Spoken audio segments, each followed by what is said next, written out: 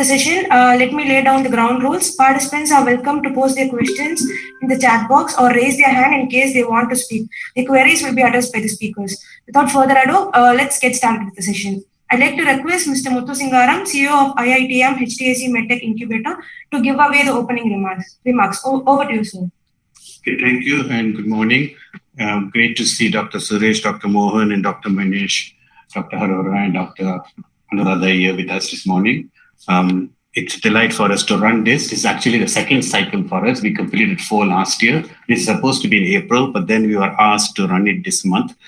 In the end, they canceled the whole program. But anyway, we ran it. And we ran it. This is the 5th conclave, and today we are going to look at the imaging from the doctor's perspective, from the technology perspective, and what is there for startups in this area, how they can contribute.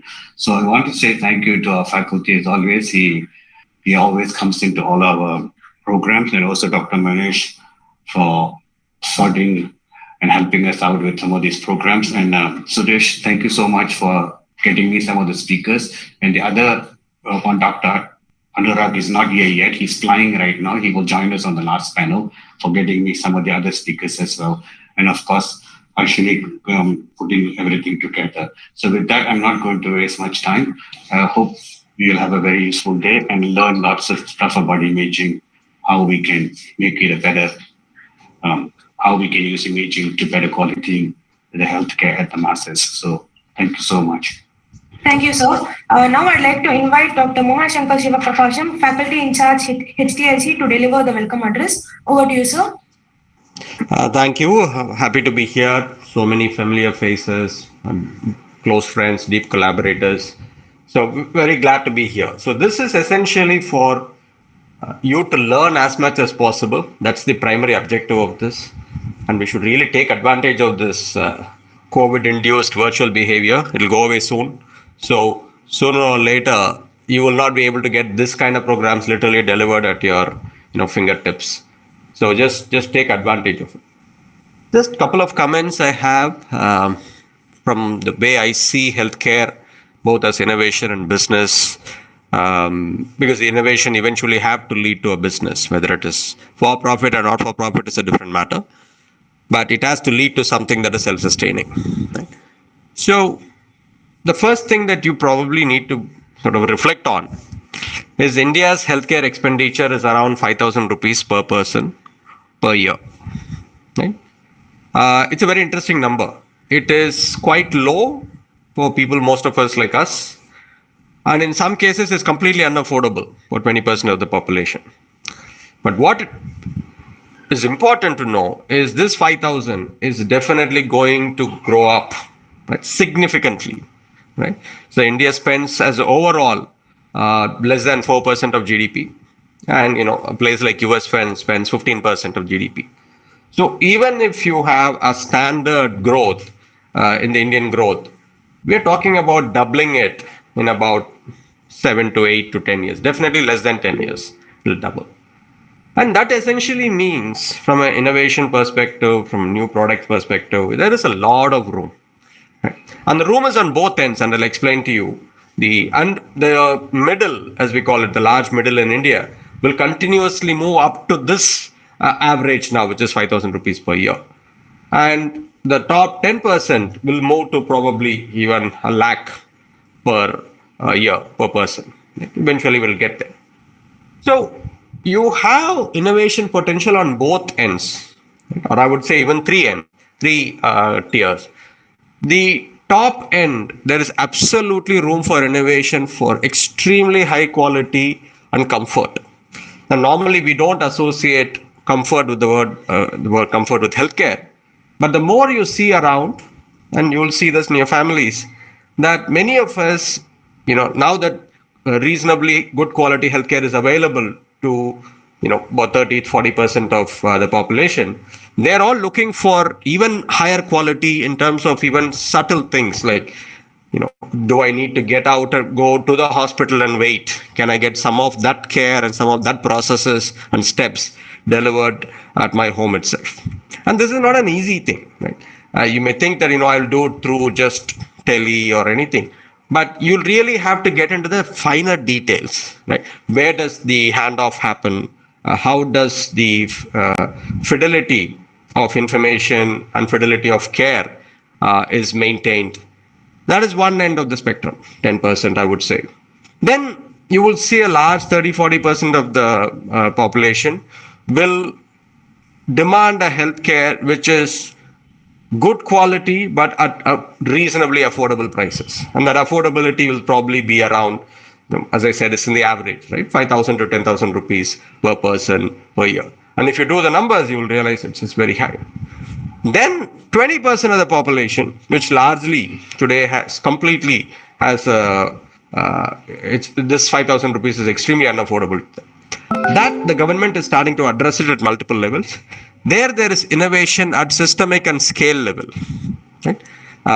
That's a much more harder place to innovate, but the government is open, and now with the digitization that's happening, and digital healthcare is going to get real. It's already, again, COVID accelerated some of these things. So that's the sort of a quick snapshot I wanted to give you with some numbers. Please reflect on them.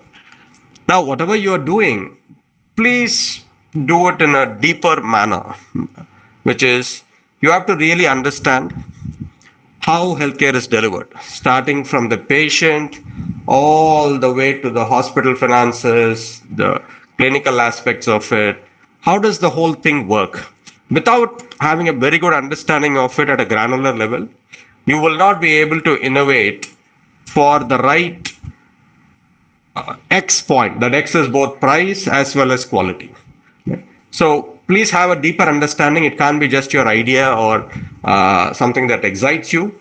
It has to be something that works, of course, technologically, also works practically in this larger ecosystem, because healthcare is a very, very complex ecosystem, right? Where the buyer, the payer, the provider, the caregiver, and the beneficiary are very, very different people, and they have different priorities.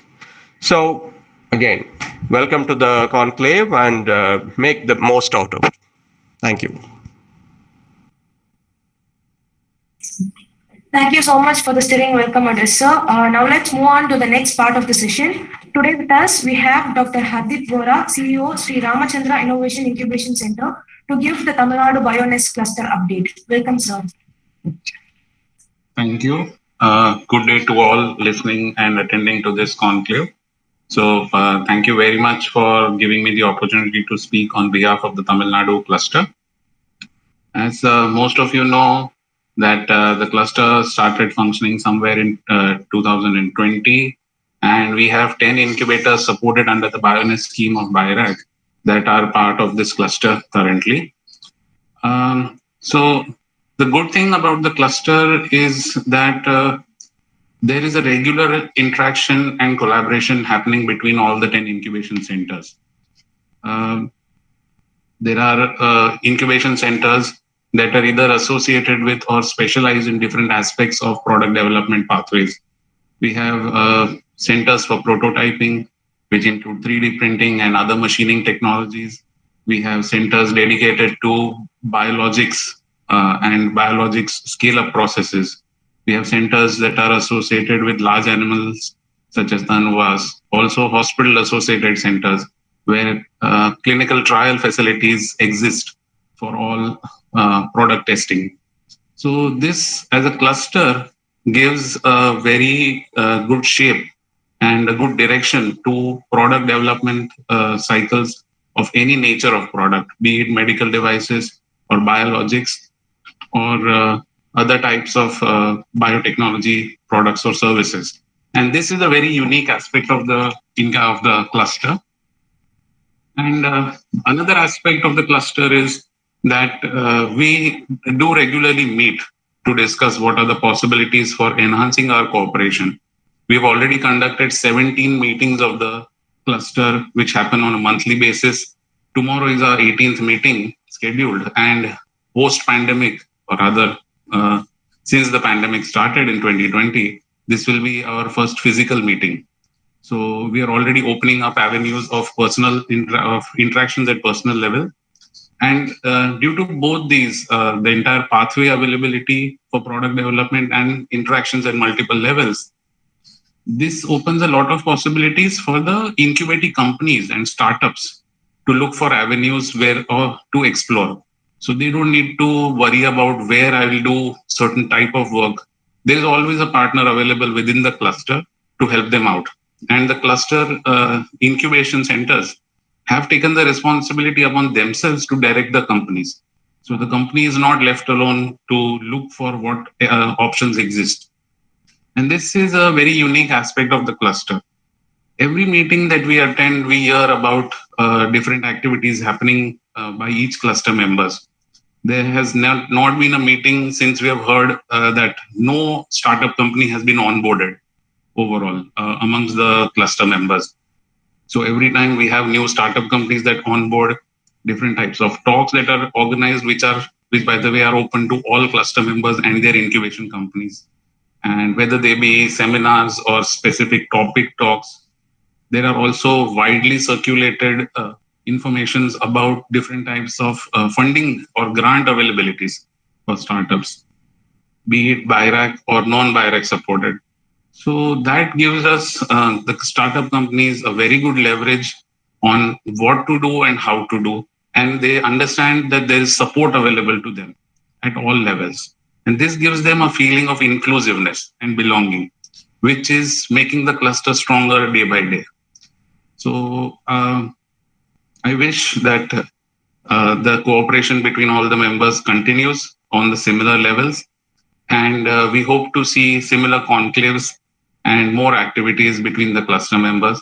I hope BIRAC will be proud of the activities that we are doing and continue to support us also. Thank you very much, everybody. Thank you, sir. Now I'd like to welcome Dr. Manish Diwan, Strategy, Partnership and Entrepreneurship Head, BIRAC, to give away the keynote address.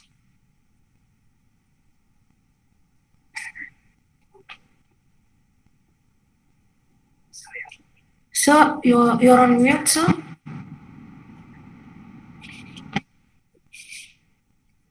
Good morning, everyone.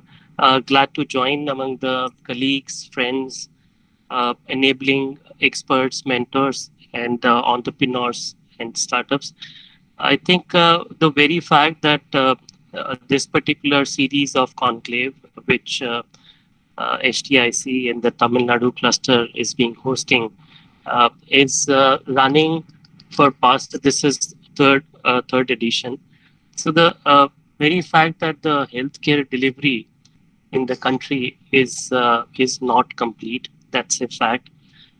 We have not been able to provide the efficient coverage to the large population of India and in a dispersed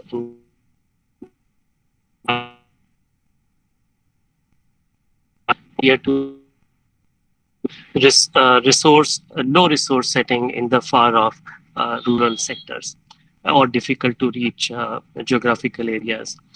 So one way is that the conventional way we build up this current importing of devices, which we are anyway importing up to 70-80% of the devices and diagnostics requirement. Immediately create that fill in that gap by manufacturing it in-house, but would it still provide the coverage to the mass population, 1.6 billion people? Probably not. Currently, there is only 10% of total population in India, which is under formal organized coverage of the healthcare delivery. So this emphasizes that conventional pathway may not be sufficient to cover this gap, and emphasizes that innovation is required and the large opportunity and by entrepreneurs, startups, Medtech industry, research institutions, and the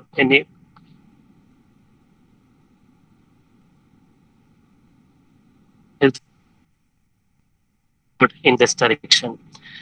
I think the COVID gave us a little bit of jolt as a to recognize not only the people who are directly involved with the healthcare sector, but even common person, uh, the policymakers, and it which is spread all across in the general population all over the globe. That, for example, the digital or health tech or the telemedicine, we were very conservative and we were not uh, forthcoming to adopt the teleconsultations or telemedicine. Uh, when the COVID onset began between March 2020 to May 2020, we could see 50 million users coming on board for telemedicine. So that was a very stark and an instant change that got manifested into the ecosystem. I think going forward, there is a and it's a fact, and everybody on this in this webinar would recognize this fact that it requires forward thinking in this direction, and and and coming and creating new solutions for this activity. When we set our objective and move on a path for innovation, it is also important how we are progressing, how what is our strategy. When we can be technically very well aware, very well trained, but it is important to integrate clinicians' perspective right from the beginning itself, including the design thinking, validation, piloting, and even the deployment stage, because the clinician and the healthcare people could be your end customer or could be the influencer in even the purchase decision that is being made.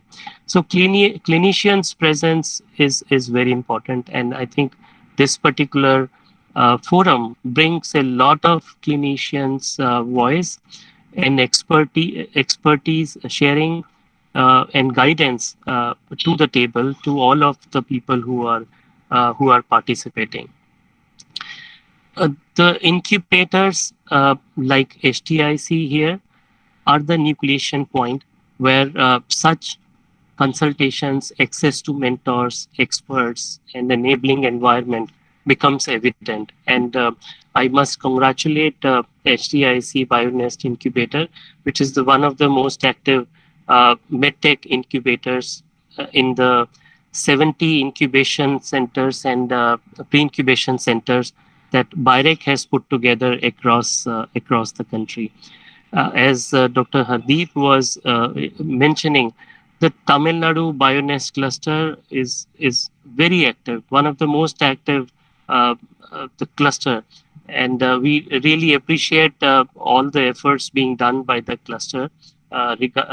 Needless to say, Hardeep, and I think as Mohan said, sooner we will be happy to engage in the physical conclave and physical interaction, so that not only the incubation centers but all the people associated with it, the incubatees, be it entrepreneurs or startups or successful startups who have graduated from these incubators, can come together and share the peer-to-peer knowledge sharing, lessons learned, and guidance. One piece of information I would like to share with the forum, that recognizing digital health tech is one of the major way to move forward. We have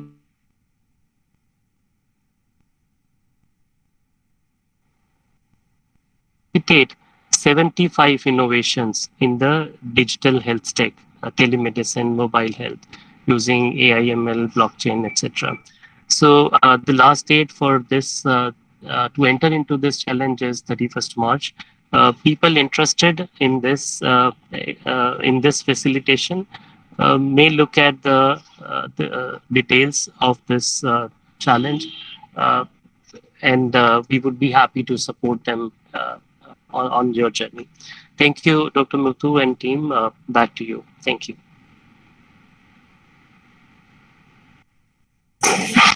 Thank you so much for your constant support, sir. Now I welcome Dr. Suresh Sesadri, Director, Mediscan Systems, MG Trustee Fetal Care Research Foundation, Honorary Secretary, VHS Hospital, Visiting Professor Perinatology, SRMC Chennai, and PSG Hospital, Coimbatore, was a pioneer in the field of diagnostic ultrasound, established fetal medicine as a specialty in India with extensive knowledge and skills in all aspects of the specialty. He established Mediscan systems and built the laboratory infrastructure needed for support and diagnosis in fetal medicine. From the beginning, he continues to provide a huge volume of free service to those who cannot afford care streaming from a strong sense of social responsibility. I'd like to invite him to give away another keynote address. Over to you, sir. Thank you. Can I share my screen? Yes, sir. Yes, sir. Allow me to share my screen.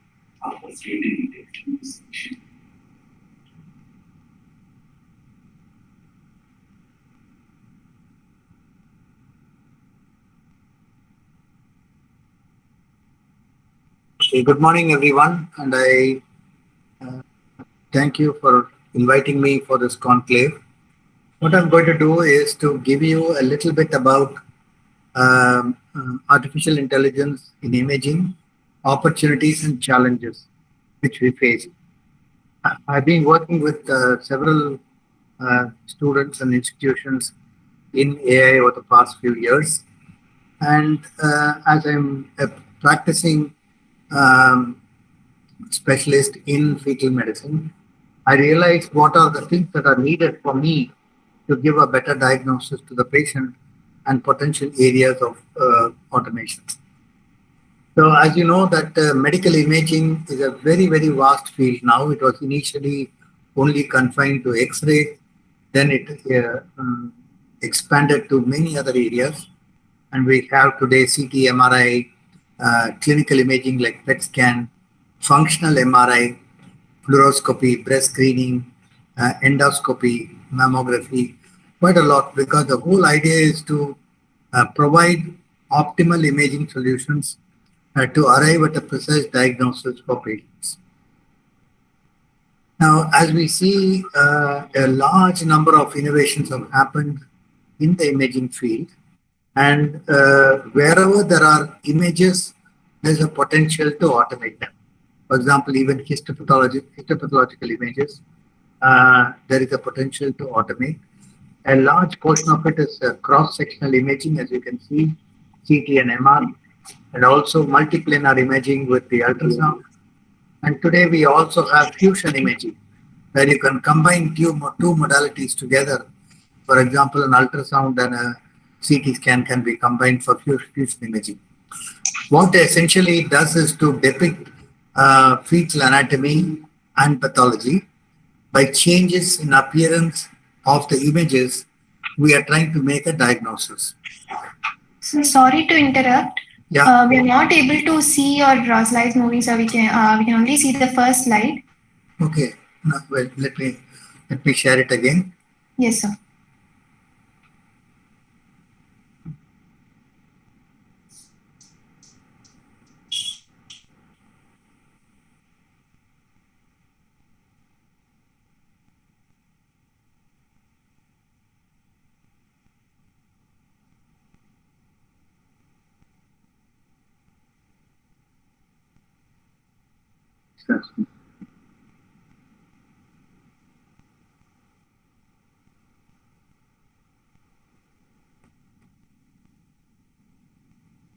Okay, so this is one now.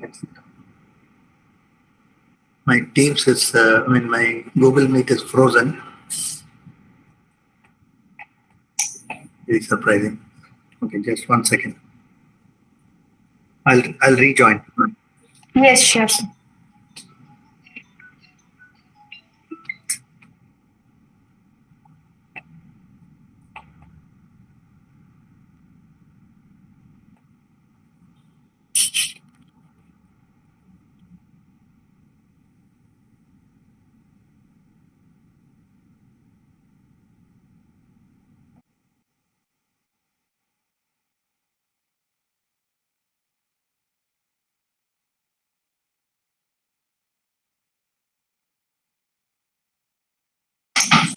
Meanwhile, if the participants have any questions, you can post the questions in the chat box.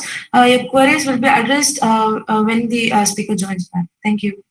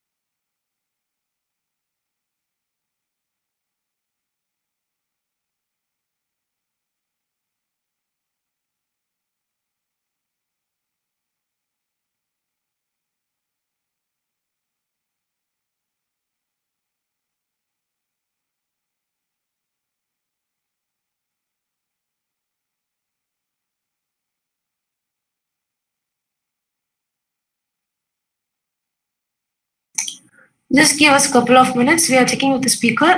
We'll start in another couple of minutes. Thank you.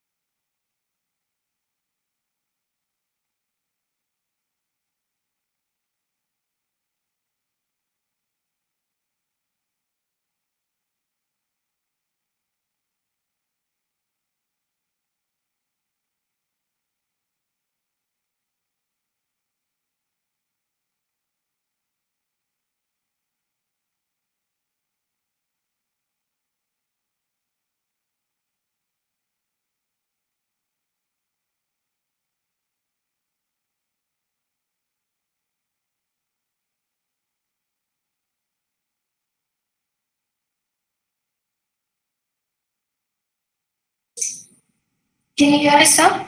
Yeah, are you able to see me now? Yes, sir. We are able to see the presentation. The first slide. First slide. Should we just put it in presentation mode? It will work. Share just a tab.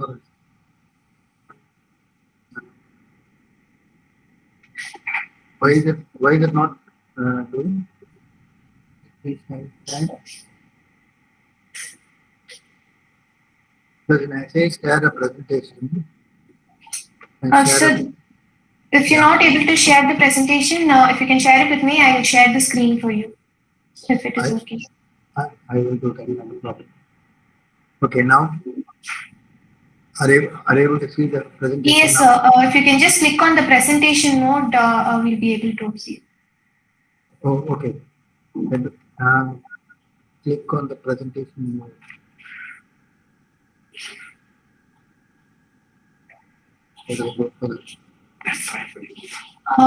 F5 is the key for it, sir. Yeah, F5. I am in presentation mode only.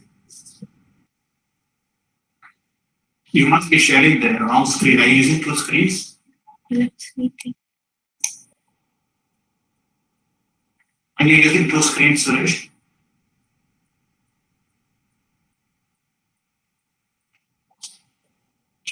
Or if not, if you can share your entire screen, then that would help, sir.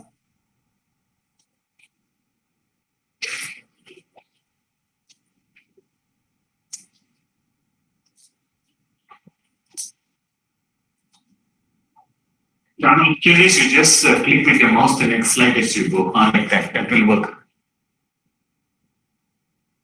Oh, you're on mute, sir. This will work. We just keep moving it like that, it will work. Okay. Is it working?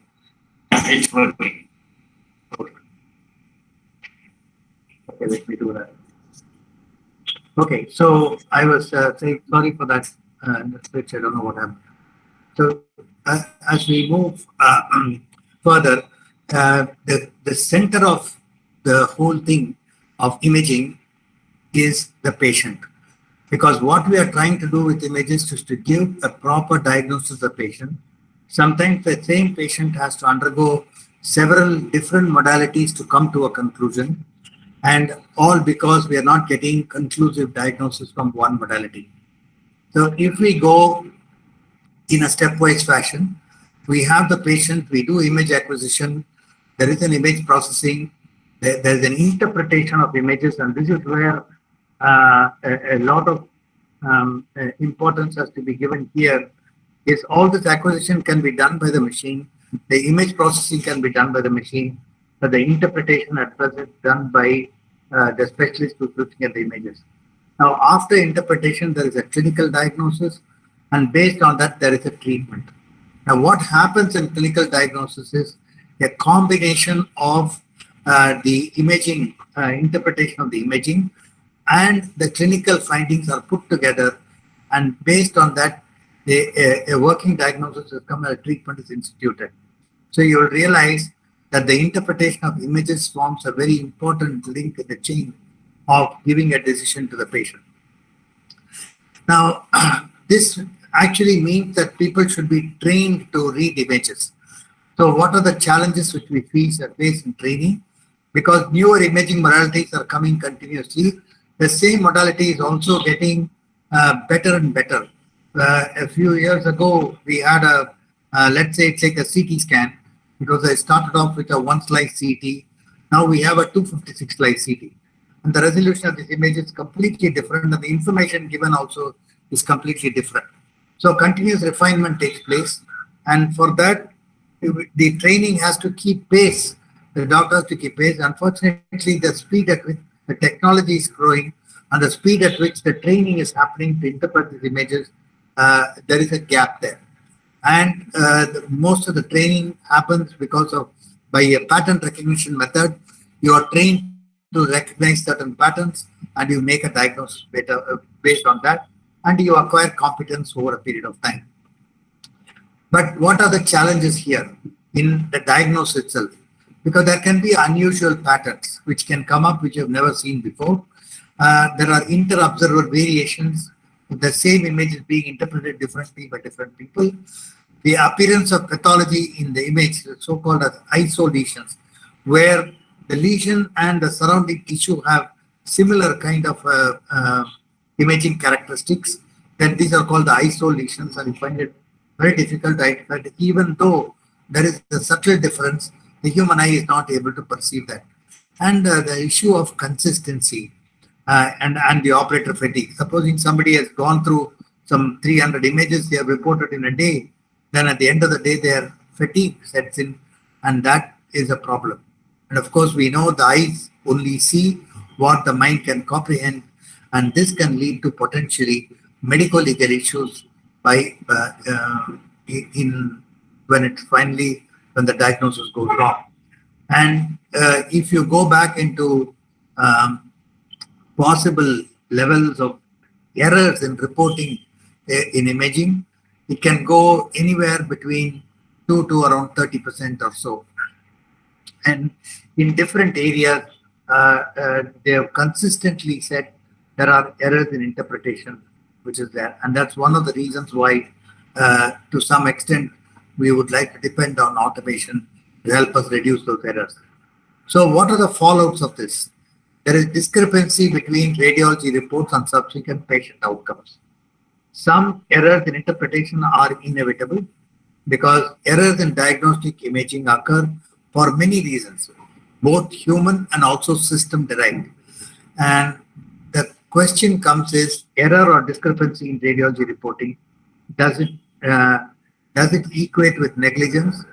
Some people say it does not equate with negligence, but if you take litigations that happen in India, a large number of them have said when doctors have failed to interpret correctly, they've also been pulled up for them. So strategies are required to minimize system and human errors and learn from errors which are already made. So why do errors come in diagnosis? When I go and look at an image and I see, for example, a solid lesion inside or a cystic lesion inside the liver, I think this lesion looks like a liver abscess. So I make a diagnosis of a liver abscess in that case. And when it happens across several patients, I truly believe that liver abscess looks like this. So a height, and when they go and put a needle and aspirate, they draw the pus, and then they come and tell me your diagnosis is right. So I say consistently I'm able to diagnose liver abscess correctly. I call this as a high true positive rate. It's a diagnostic. This is called as anchoring bias. So whenever I come across an appearance which looks like the liver abscess, I'm going to diagnose it as a liver abscess, when actually it may be something little different. So, and also failure to diagnose breast cancer on mammography, lung cancer on chest radiographs, fractures on skeletal radiographs, and missing anomalies on ultrasound are one of the most common errors that are done. And this is because of scanning error, recognition error, and decision-making error. And this is where AI can help. These are our opportunities. Where AI gives us automated image analysis in terms of we can help with in quality control. In fact, later in the day, you're going to hear from Dr. Aris Papagiorgio about how they are introducing quality control in ultrasound imaging, reduction of scanning errors and interpretation errors, remote diagnostics, and also triaging patients.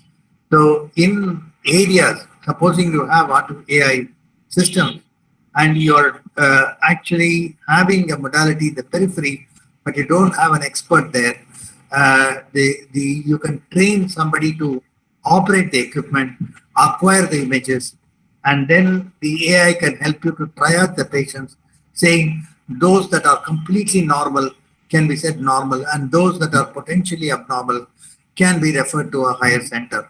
So AI probably will help in that area in a very significant way. Now, if you take ultrasound, because ultrasound is my area of specialty, the huge transition from 2D imaging to 3D imaging. So here you can see a 2D image in real time.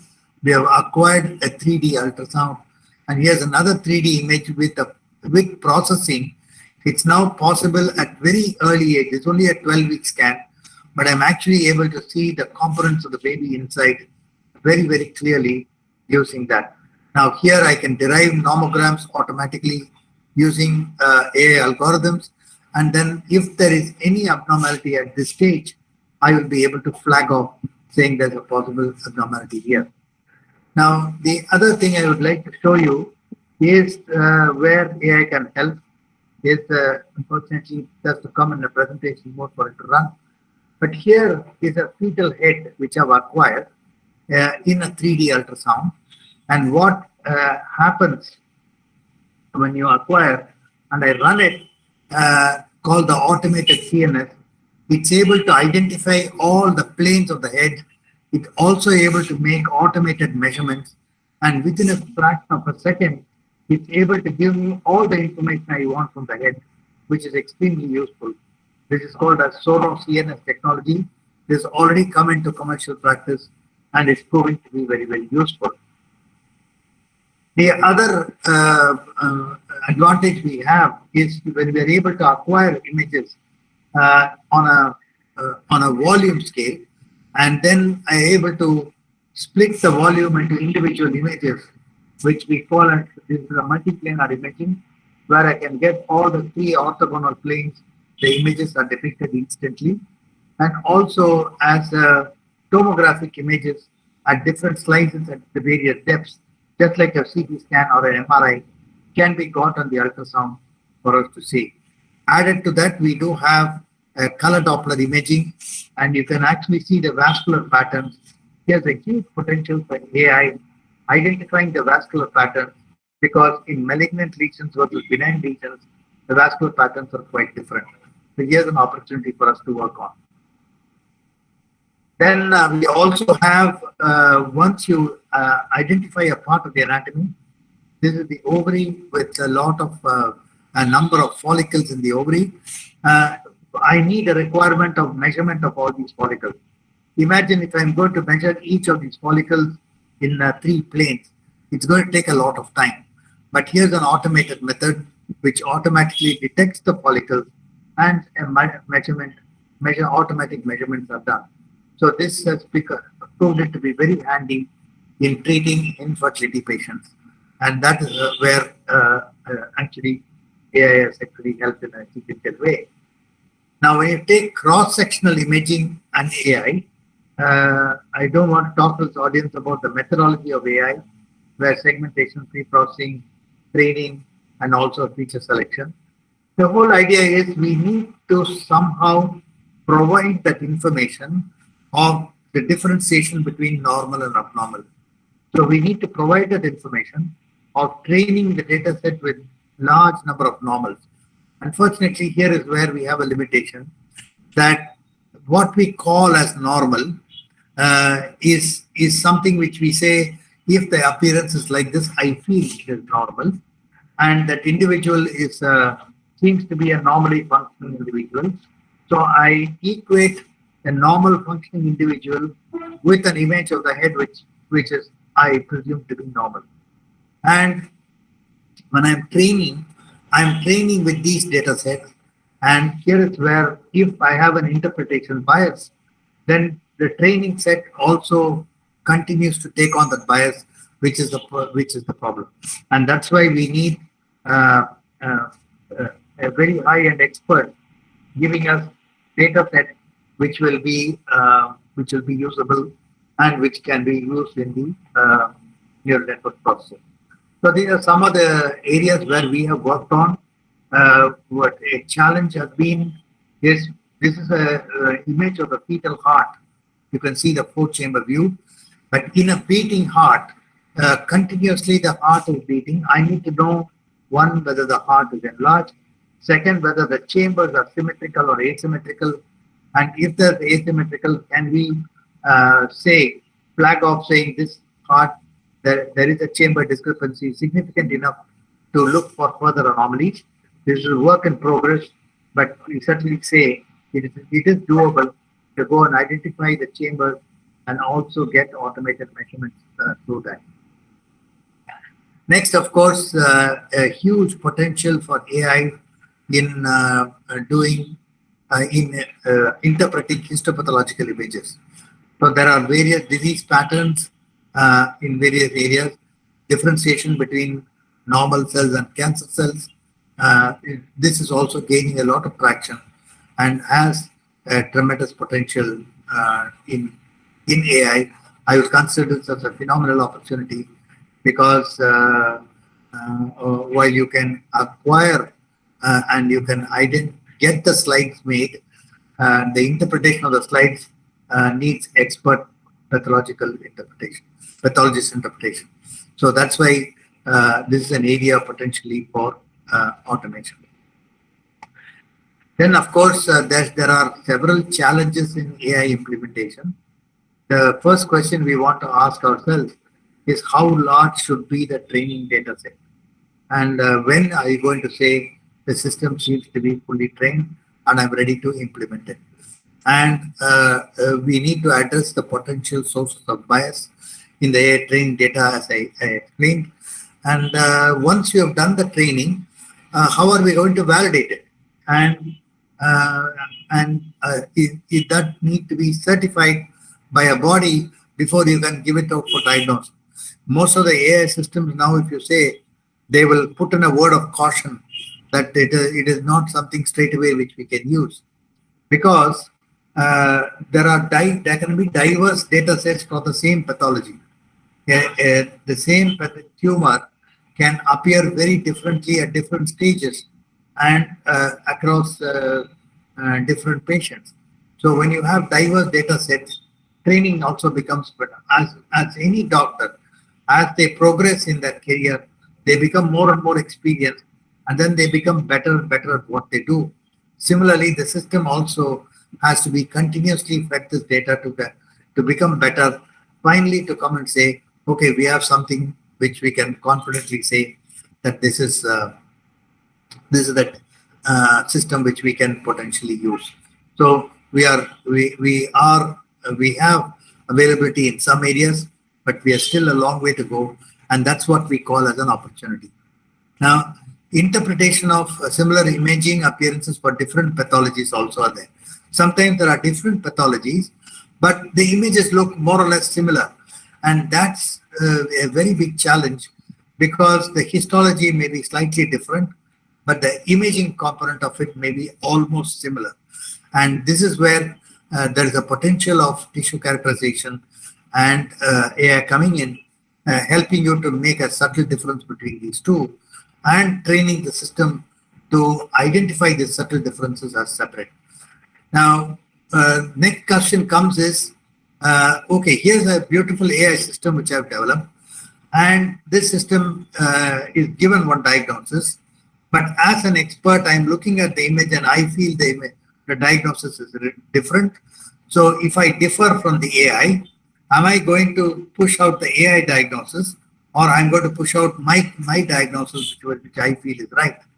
And when I override the AI diagnosis, and then I give my diagnosis, and my diagnosis ultimately turns out to be wrong, and the AI diagnosis to be right. So will this overriding have legal implications for my own self? Is something which I need to look at, and we carefully need to look at. And of course, overall, the cost of implementation. What is the expected cost of implementation of AI? That also needs to be understood. So looking ahead, there is a bright future for AI in imaging. There is a potential for clinical practice and discovery research. This is a major area where we can look at, because when you get large volume data sets, you can also actually do discovery research. And of course, the human touch is vital. We always need to be patient-centered care. If we ask a question, can console the patient? Doctors are constantly looking at consoles and not looking at the patient is not a good idea, because the human touch is absolutely important. So I will leave you with some thoughts that AI has got infinite possibilities. What we see is often only a fraction of what it really is. And I'm very confident that we are only seeing the tip of the iceberg now. We need more robust data, clever algorithms, and a very cautious approach in implementation. We don't need to hurry through it. We need to be very careful about in which areas we can implement the AI, and how our confidence can build up over a period of time before it comes to universal application. Thank you very much for this opportunity. Thank you so much for the great presentation, sir. So we have a couple of questions from the participant sites in the chat box. So the first question is, what are the medical imaging techniques to improve the accuracy rate in X-ray, CT, MRI, ultrasound with AI, ML coming in the recent days? Okay, so one of the things you're going to see later today is when we do an obstetric ultrasound. What happens is when you're doing an obstetric ultrasound, there are n number of things we are supposed to see for the fetus. That is, we are going to say in the head, I have to take some sections of the head, sections of the spine, sections of the limbs. So when I do this, if for any ultrasound, I know when I start doing the scan. But the question is, when I stop scanning and telling the patient, the scan is over, you can go. Now that I do it by a checklist. But today, once you collect the data, there is an AI system available which will quickly tell you that you have taken all the necessary sections which are there.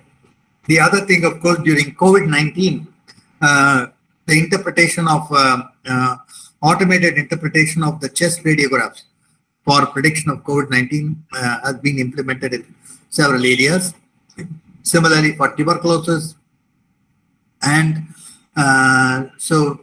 mammography is another big area where AI is playing a very big role, which has been implemented. But it's constantly evolving because AI can be used as a teaching tool also. So while doing a scan, somebody is doing a scan, and when they are seeing different parts of the anatomy, the AI automatically labels those parts, let us say. So they can come to know whether I have seen it. Also, the potential is if you have taken a correct plane of section. If you have taken a section with standard reference images, this can say, well, you are in the correct plane or you're not in the correct plane. So these are areas which are currently available and which can potentially be used.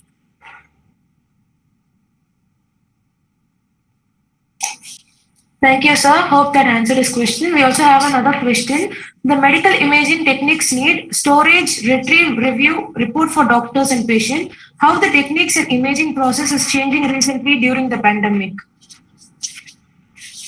No, so if I understood the question correct, during the pandemic, the imaging process, see, the problem is the pandemic increased the need for a CT scan in a big way, especially CT of the chest, right?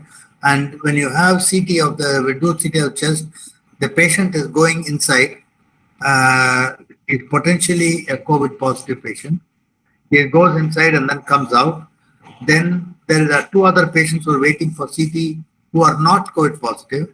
Then that area becomes very difficult, the room. So sterilizing the room, getting the next patient in has been the biggest challenge.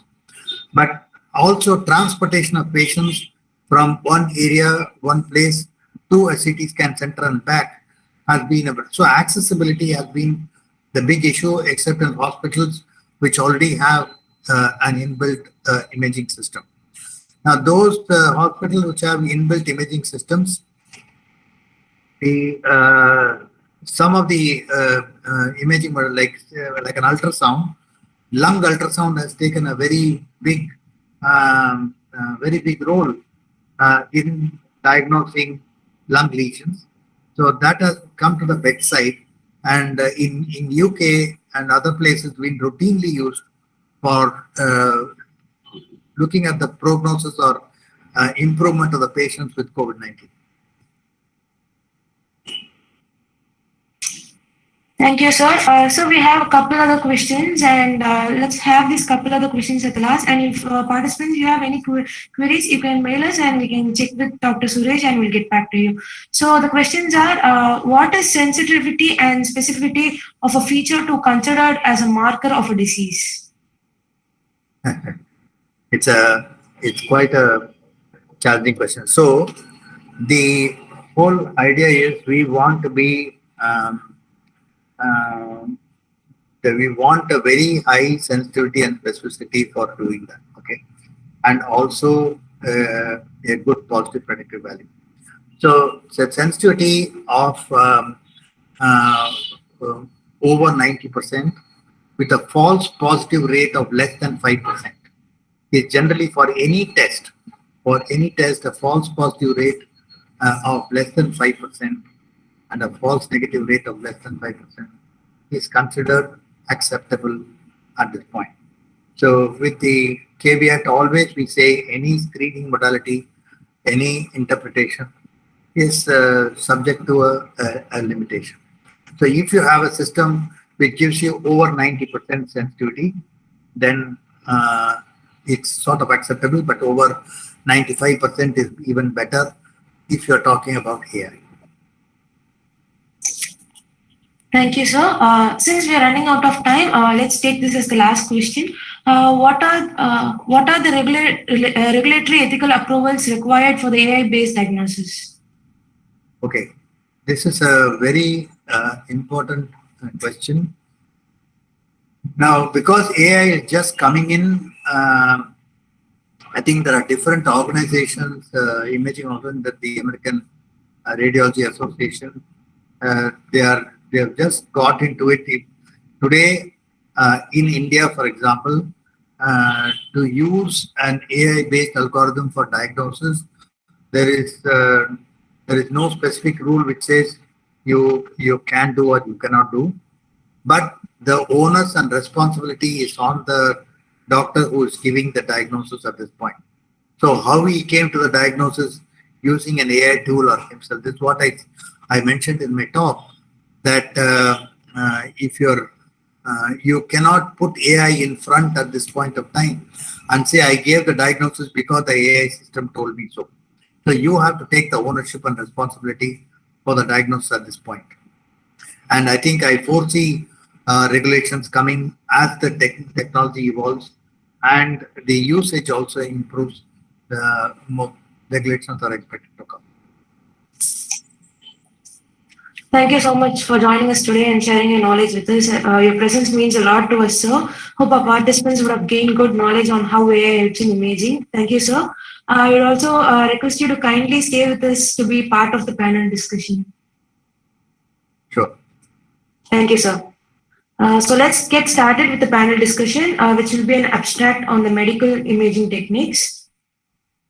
We have Dr. Roy Santosham, Professor, Interventional Radiologist and Imaging, Sri Ramachandra Institute of Higher Education and Research, with us today as the chair for the session. Dr. Roy Santosham is a senior doctor with impressive career credentials of over 2 decades. He is versatile with incisive experience performing biopsies under CT guidance, radiofrequency ablation of lung, liver tumors, and osteoma. He also has a strong combination of hands-on expertise backed with profound teaching practice. He holds a distinction of successful completion of more than 1,000 complex cases. It's an honor to have you here with us, sir. The panel Thank you so much. Thank you, sir. The panel members include Dr. Lavnish Bain, MS General Surgeon, Maulana Azad Medical College, and Dr. Sandil Kumar, Director, CTMI Console R&D Philips. I'd now like to see the floor to Dr. Roy Santosham to set the pace for the discussion. By the end, to give you a heads up on the time, I will go on camera. Hope that works, sir. The floor is yours, sir. Welcome. Yeah, thank you so much. And I'm really honored by this opportunity given. And it is indeed that, it's such a privilege to be in the same panel as Dr. Suresh. Dr. Suresh has been my teacher for such a long time. And I'm sorry, sir, he looks younger than me, but he has been my teacher from the time I passed. Okay. And most of the people who come looking for innovation in imaging of late have been coming only for AI. And I think that has been addressed by Professor Suresh. So we will limit ourselves to innovation possibilities. Yeah, sorry. I'm sorry about that. Yeah. So from the time Röntgen invented X-rays, for the last 100 years, so much of changes have happened. Even after I started practicing radiology, there has been a revolution in imaging techniques. From the plain radiographs that we were taking in the past, most of the diagnosis depended on that. And after that, the axial imaging modalities have taken over radiology by storm. A big testament to that is radiology was a pushover specialty when I took radiology out of interest. Not many people wanted to take radiology. And after this new, innovative modalities have come in, it has become the prime modality, most sought after modality now. So having said that, now we will see what are the innovation options in various modalities of imaging. So I leave it to the floor. Let us see what are the innovations possible in in plain X-rays which are taken now. We'll go modality by modality. Let's see what are the innovation possibilities in plain X-ray. So anybody, the panelists, would you like to just chip in and see I mean, with your expertise, so much of things have happened in plain X-rays. What are the avenues of, improvement in plain X-rays? One thing I can see is, reducing radiation, which is very, very important. So that is one place where we can work out. I mean, now radiation doses that we talk about now, after the computerized radiographies and digital radiography, is very much lower than what we were exposing patients with. So this is one area where we can really work in to reduce the time of exposure and also the intensity of exposure. So your thoughts on that, sir, Suresh, sir?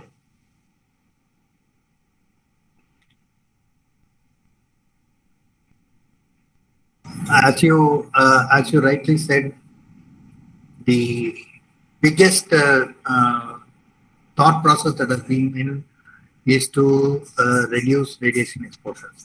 But you will agree with me that once CT scan came, there was a sort of a shift towards from conventional X-ray to CT for many of the things. So because it's able to give much more information for than the plain X-ray. But again, when during this pandemic, you saw a complete resurgence of the number of chest X-rays that needed to be interpreted, and the one area of tuberculosis which has always been where chest X-ray has been the sheet anchor for diagnosis in a big way. There we found the skill sets for interpreting chest X-rays went down for significantly when CT scan took over. But with AI coming in, then again you find that there's so much more information on the plain X-ray that can be extracted, which lends itself for better diagnosis with AI and especially chest X-rays. Anybody else would like to chip in, please? But in this pandemic, now this X-rays can be, with AI feature, and when you develop some algorithm, they can be, absolutely handy tool for the screening, and may obviate the need of CT scan in many of the cases. So maybe definitely a boon when you screen the cases in the mass pandemic. And I think the mass studies or robust studies will be still needed to validate it further. Yeah. So my thoughts on AI in plain radiography is, now instead of training the machine to give us the diagnosis, because of the number of radiographs that we take, if it is going to filter out and tell us, normal from abnormal, that itself is a great boon to our reporting radiologists. Yeah. And would you consider that, especially for the spine and also possible fractures as well, which can potentially be missed, because this is some of the things that have been reported. Yeah. Some hairline fractures which are missed on the naked eye, which could probably be picked up by the AI. Yes, sir, definitely. See, if it is only going to alert us, that itself is a great boon. I mean, see, because the number of chest X-rays taken in a hospital, like the place where I'm working, it runs into about close to 1,000 X-rays will be exposed in a day. So that is one area where, I mean, if you're going to filter out and show us the abnormal, that itself is a great thing. But in the context of this panel discussion, as I told you in the beginning, we'll have to keep AI out, because that is the, that has been the intention of the organizers. So let's see, one area is reducing radiation, as I told you. Another area in plain radiographs is bed X-rays that are taken. The bed X-ray machines, the technologists find it too heavy to maneuver it so that can become lighter. And as I told you, radiation can come down, and the battery life, so which can extend the number of radiographs that can be taken with the help of a battery. So this is another area where you can actually make an impact. And I was thinking about presence of surgeon in this panel. So one thing that the surgeons did was they kicked us out of the contrast studies after the advent of their endoscopes.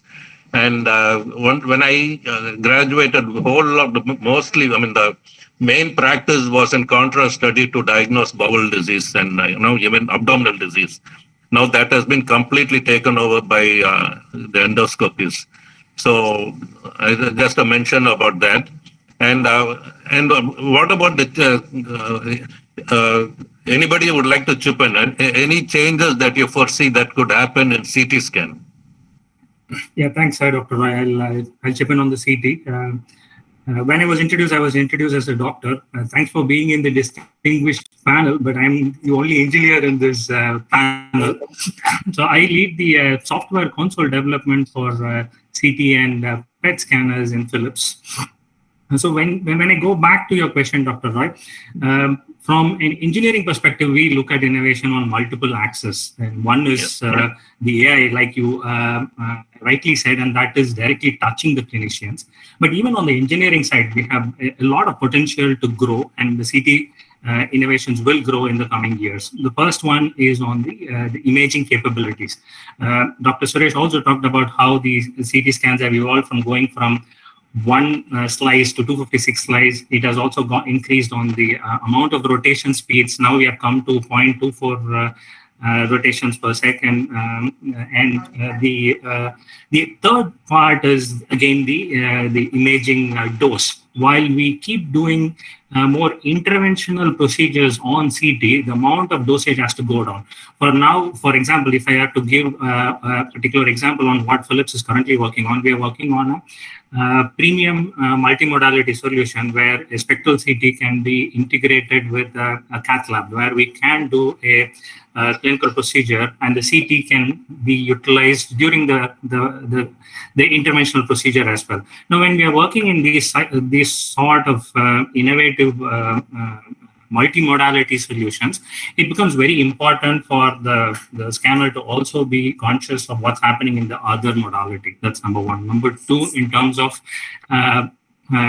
in the past, if we talk of CT as just a diagnostics modality, the scatter radiation was not a problem for the users because the user is going to be outside the exam room. But when we are doing interventional procedures on the CT exam room, then we have to be extremely cautious of the scatter radiation, how we can keep the dose low, at the same time get the maximum image quality. That is one major area where our innovation team is working on. Second major area is on the enhancing the life of the scanner itself and making the life of the end user easy, particularly when we go into using detectors, X-ray detectors, tubes. We keep increasing the life of the scanners. Today, the scanners can live for up to 15 years. And even sometimes when the scanners are decommissioned by the hospitals, we are able to harvest components from there where we could be able to use it in some other low-cost scanners. Now, that is, again, a major area where we have to improve on.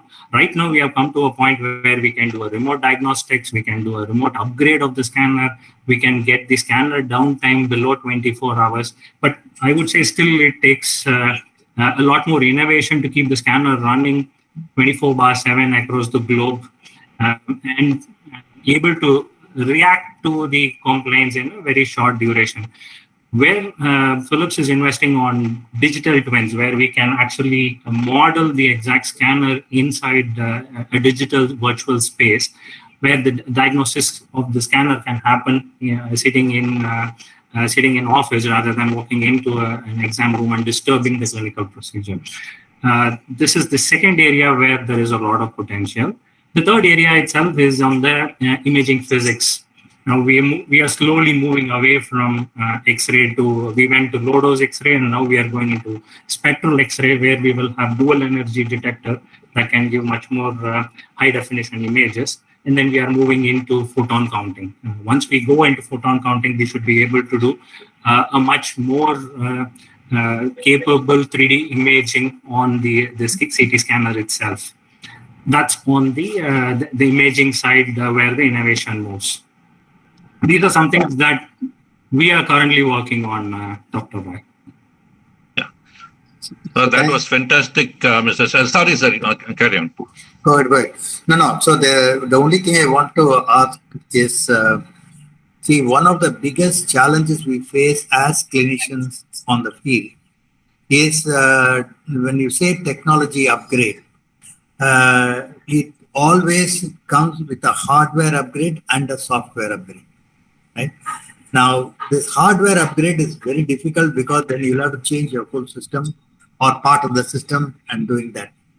Have we not reached a point in hardware technology or chip technology where a lot of miniaturization has occurred, where can we not have for the next 10 years, let us say, it will be only software and not hardware upgrade? That this has been a very, very big challenge. And that would focus our attention more on getting these AI systems and other things with your core this thing. So why can't we think of a futuristic hardware which will hold for the next 10 years? I thought the time of the 18-month speed of the chip changing every 18 months, that cycle now we are coming to can still be a little longer cycle. Yeah, I'll take the question. So they will look at it as a bad business model, sir. I'll take that question, Dr. Suresh.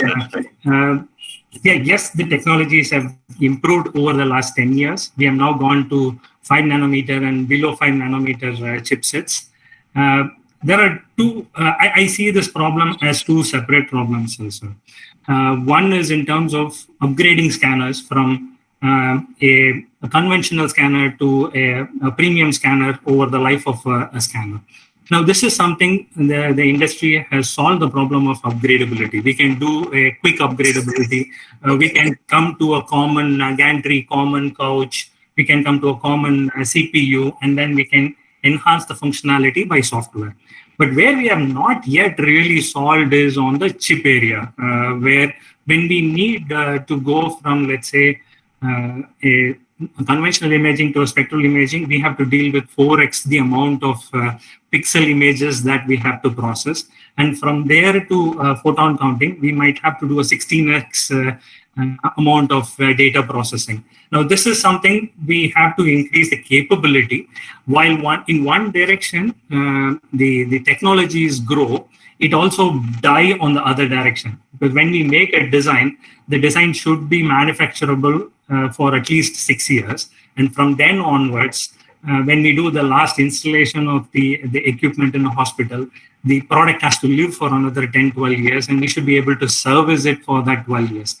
This challenge is what is not helping us solve the futuristic hardware problem, Dr. Suresh. But I would say it has come a long way. We can now upgrade softwares remotely. We can upgrade functionality remotely. You can buy a conventional scanner today, and with a click of a button, upgrade to a spectral scanner.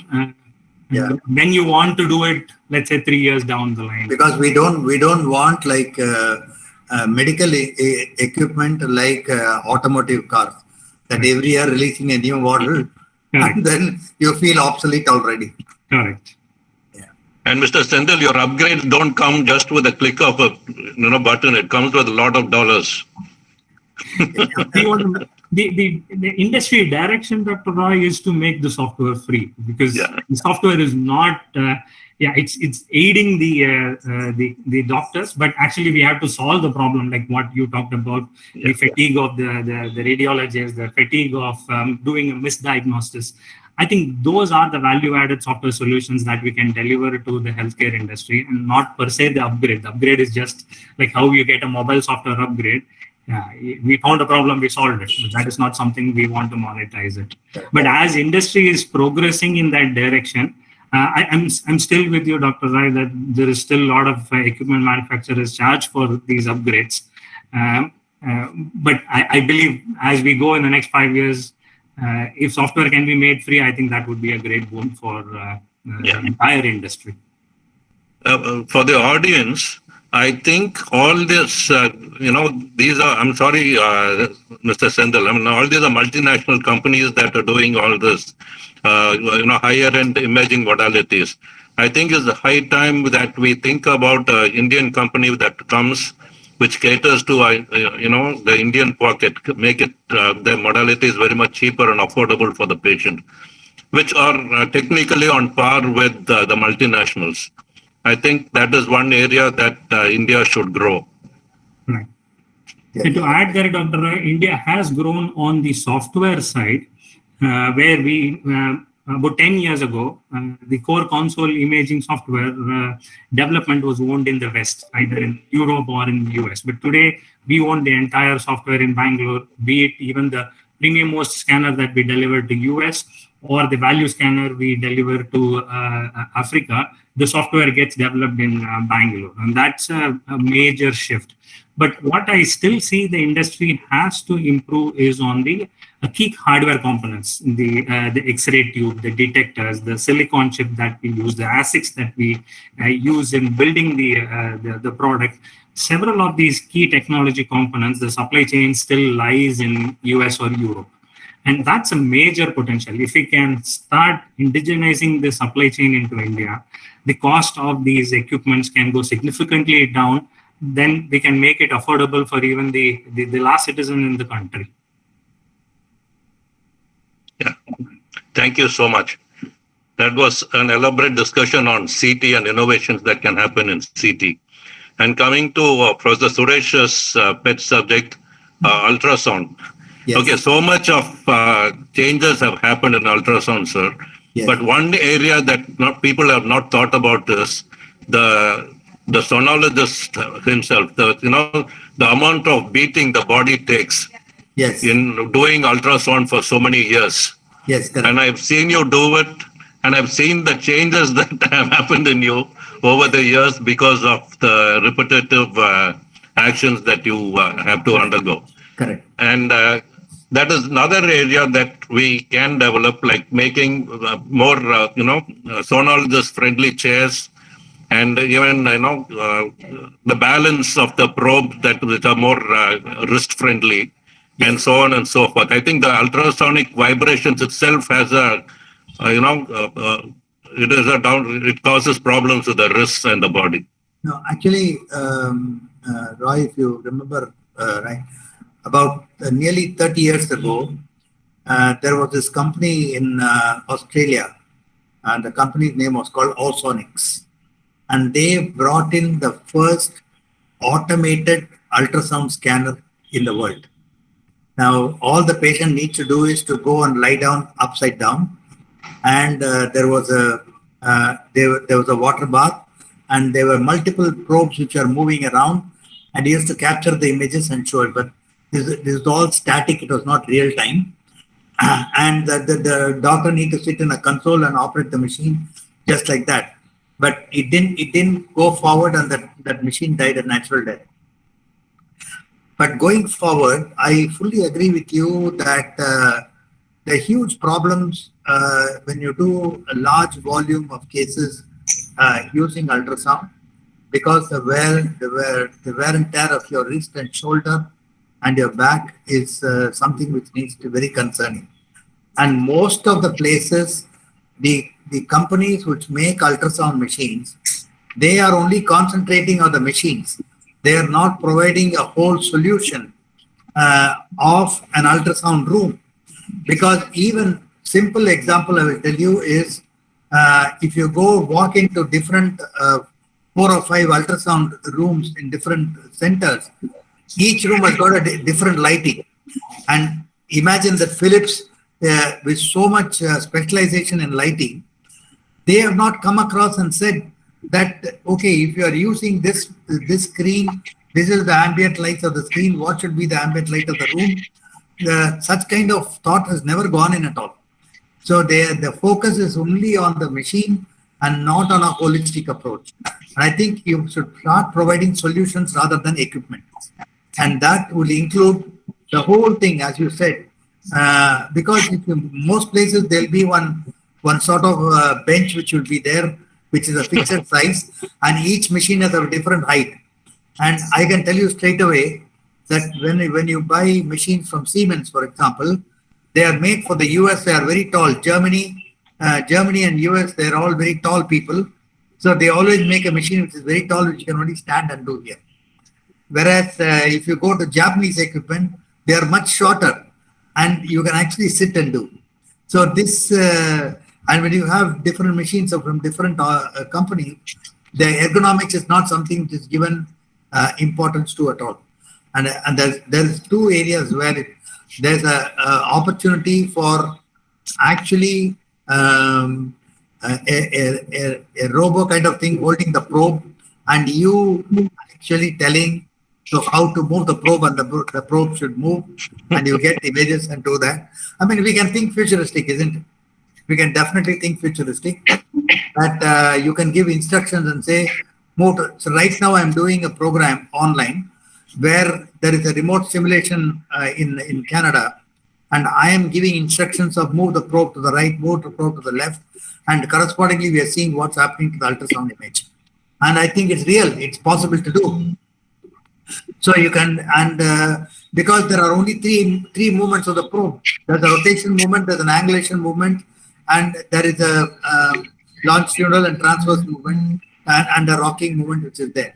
That's all. These 5 movements can easily be automated using a robo, and you can get what you want from that by just giving instructions to the probe. At least in many areas, this can be done. For example, in early pregnancy and sometimes late, because biometry has already been automated. You do get the PPD plane, automatically measurements are taking place now. So there is a huge scope for automation in Roy, sorry to interrupt. Dr. Barnes is also there. He's a surgeon. I think he's a replacement for the original panel member. So he's from he's also there. So maybe we can get a perspective of a surgeon how he uses these images. Yeah, absolutely. Yeah. Sorry, because he's there quietly and he's not telling you he's there. So I thought I better tell you. Hello, sir, and please chip in. Any thoughts from your side? Doctor, for how imaging can make things better for your patients. Any thoughts on that? Essentially, you are coming further. We're not able to hear you. I'm sorry, we're not able to hear you. No, that's the voice. There's a bandwidth problem, I think. Let's check. Yeah, I think I'll mute myself. Yeah. Okay. Since I'm a surgeon on the panel, this thing is we are looking for how about advancement or how about algorithm-based system in ultrasonography. Yeah, that opportunity is so limited, and how we can work further for us. So as a surgeon, we are very important when we do anastomosis that we join an interstitial bowel, whether the viability it will survive or not, because it depends on blood perfusion. Similarly, for the plastic surgeon, it can be a flap or various other things. And in case sometimes you find there is a difficult anatomy while operating, and then also ICG has come up, which is used to delineate the anatomy. Similarly, the intraoperative ultrasound, how you propose We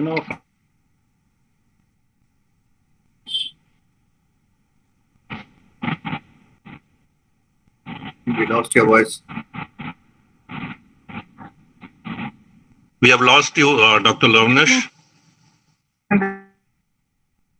I think some internet issues. Yeah, looks like that.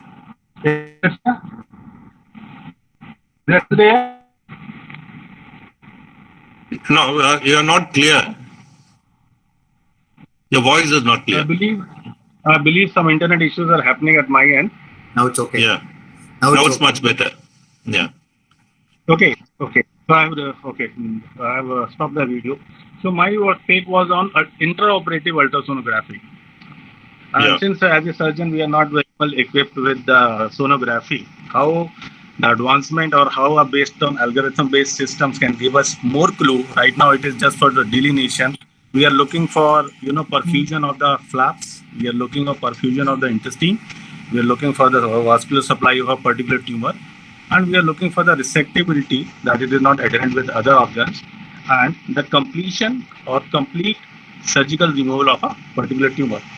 Dr. Suresh and Roy, how it can be helped for us? Yeah. So intraoperative ultrasound is a challenge because one, it is done in very few places. Now, if you want to develop an AI algorithm for that, then you need very large number of data sets for the same. And it's going to take several years for us to collect it. For example, if you want to see the pancreas and you want to see operating on the liver, then you want to resect the liver tumor and you're looking at the anatomy. Most often the surgeon is looking at it and quickly wants to know, is it the left hepatic vein? Where is the right hepatic vein? Where is the lesion? Come on, and then you go. Same thing I've done in intraoperative neurosonography also, where they just want me to, so is there a tumor there? Then they say, okay, we'll take care. But if you want AI to be used, then we need a huge number of data sets of a similar condition, and then you will have to apply it on the table. You will have to ask the system to respond to you, feed the data, and then respond to you. Whether a surgeon will have that much time to get this information is the thing. Whereas pre-operatively, you can use AI pre-operatively and also use 3D imaging, and also you can probably do 3D printing to get your surgical anatomy right. A few days ago, there was a cardiac surgery which needed to be done, and they needed to place an LDV device. This was a young child, but the device was an adult device. So they were not sure whether this device could be fitted in.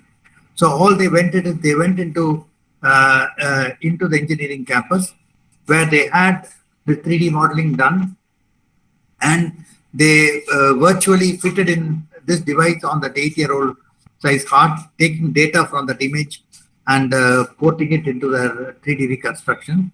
And then they found that if you place it in a particular fashion, the device will work. And imagine within 1 hour that the surgeon got to know of it, and within 1 hour he went and operated on the child. The child is doing well, and the child was rejected in two other places. So this is the power that we can look at. Pre-operatively, you can actually practice your surgery with the information available, get all your things ready, and then go back to your surgery and quickly finish the surgery.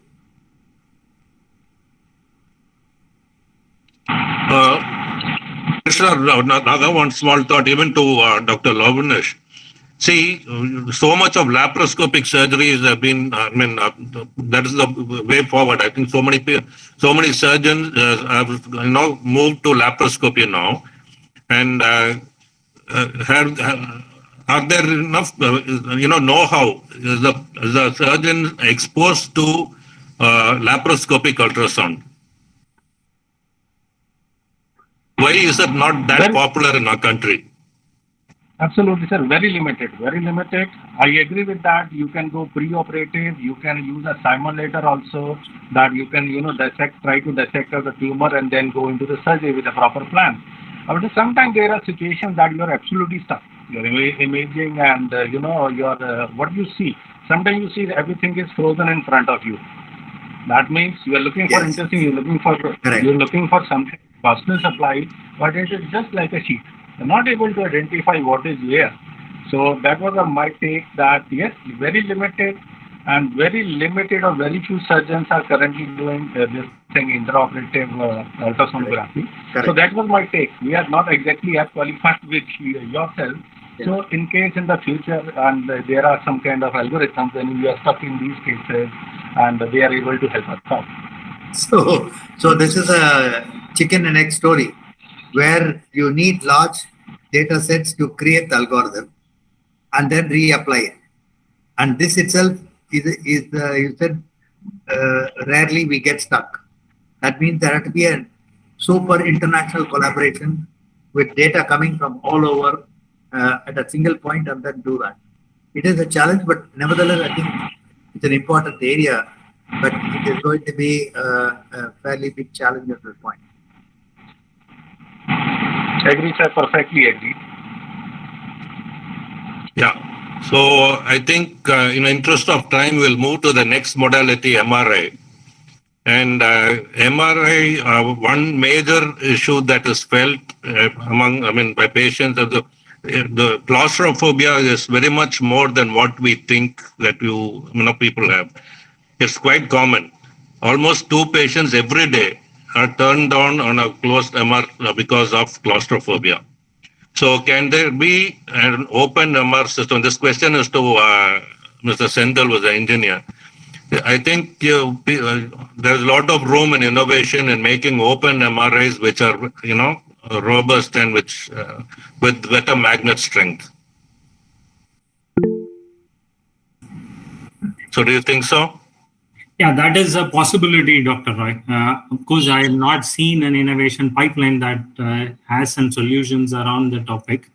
For pediatric cases, we have what you call as mood distractors. We have videos and we have things that can comfort the patient. That is something that we have a solution for the problem. But open MR is something a way away, Dr. Roy. Yeah. So that's another area that people can work on, and also work on sequences, different sequences from the software side, and also make hardware for more patient-friendly sequences. Agree. Yeah. Yeah. So, Suresh,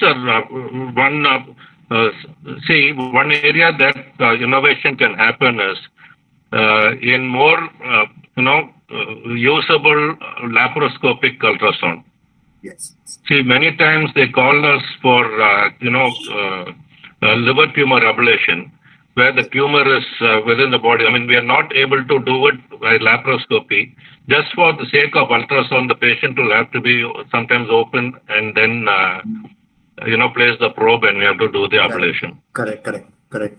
I think laparoscopic ultrasound it should be there, and the only that's right.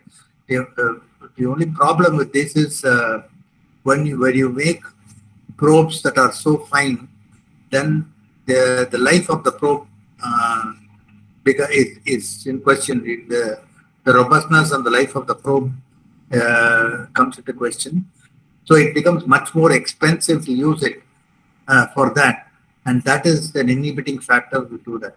So technologically, if they're able to make, it's the same thing with your endoscopic ultrasound, where the probe we have to keep on replacing frequently, and that the cost has to go on the patient, isn't it? So that's where the problem lies. So innovation must come where, for example, even I do fetoscopic surgeries.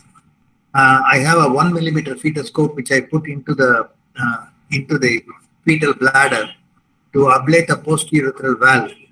And what we find is the fetoscope has got a curvature, a certain curvature, but the curvature of the urethra is very different from the curvature of the scope, and you cannot change it further. So even a flexible scope which can actually be got into the fetal bladder and then manipulated from outside so that you can see the post-urethra well will go a long way in doing that. I think somebody is working on that abroad, I heard. Yeah. Now I pulled one of my colleagues, an expert in mammography, Dr. Bhavna, and she's here now. So she will talk about some innovation that can happen in mammogram and bringing down the innovations can happen in ultrasound. Suresh, sir. Hi. Welcome.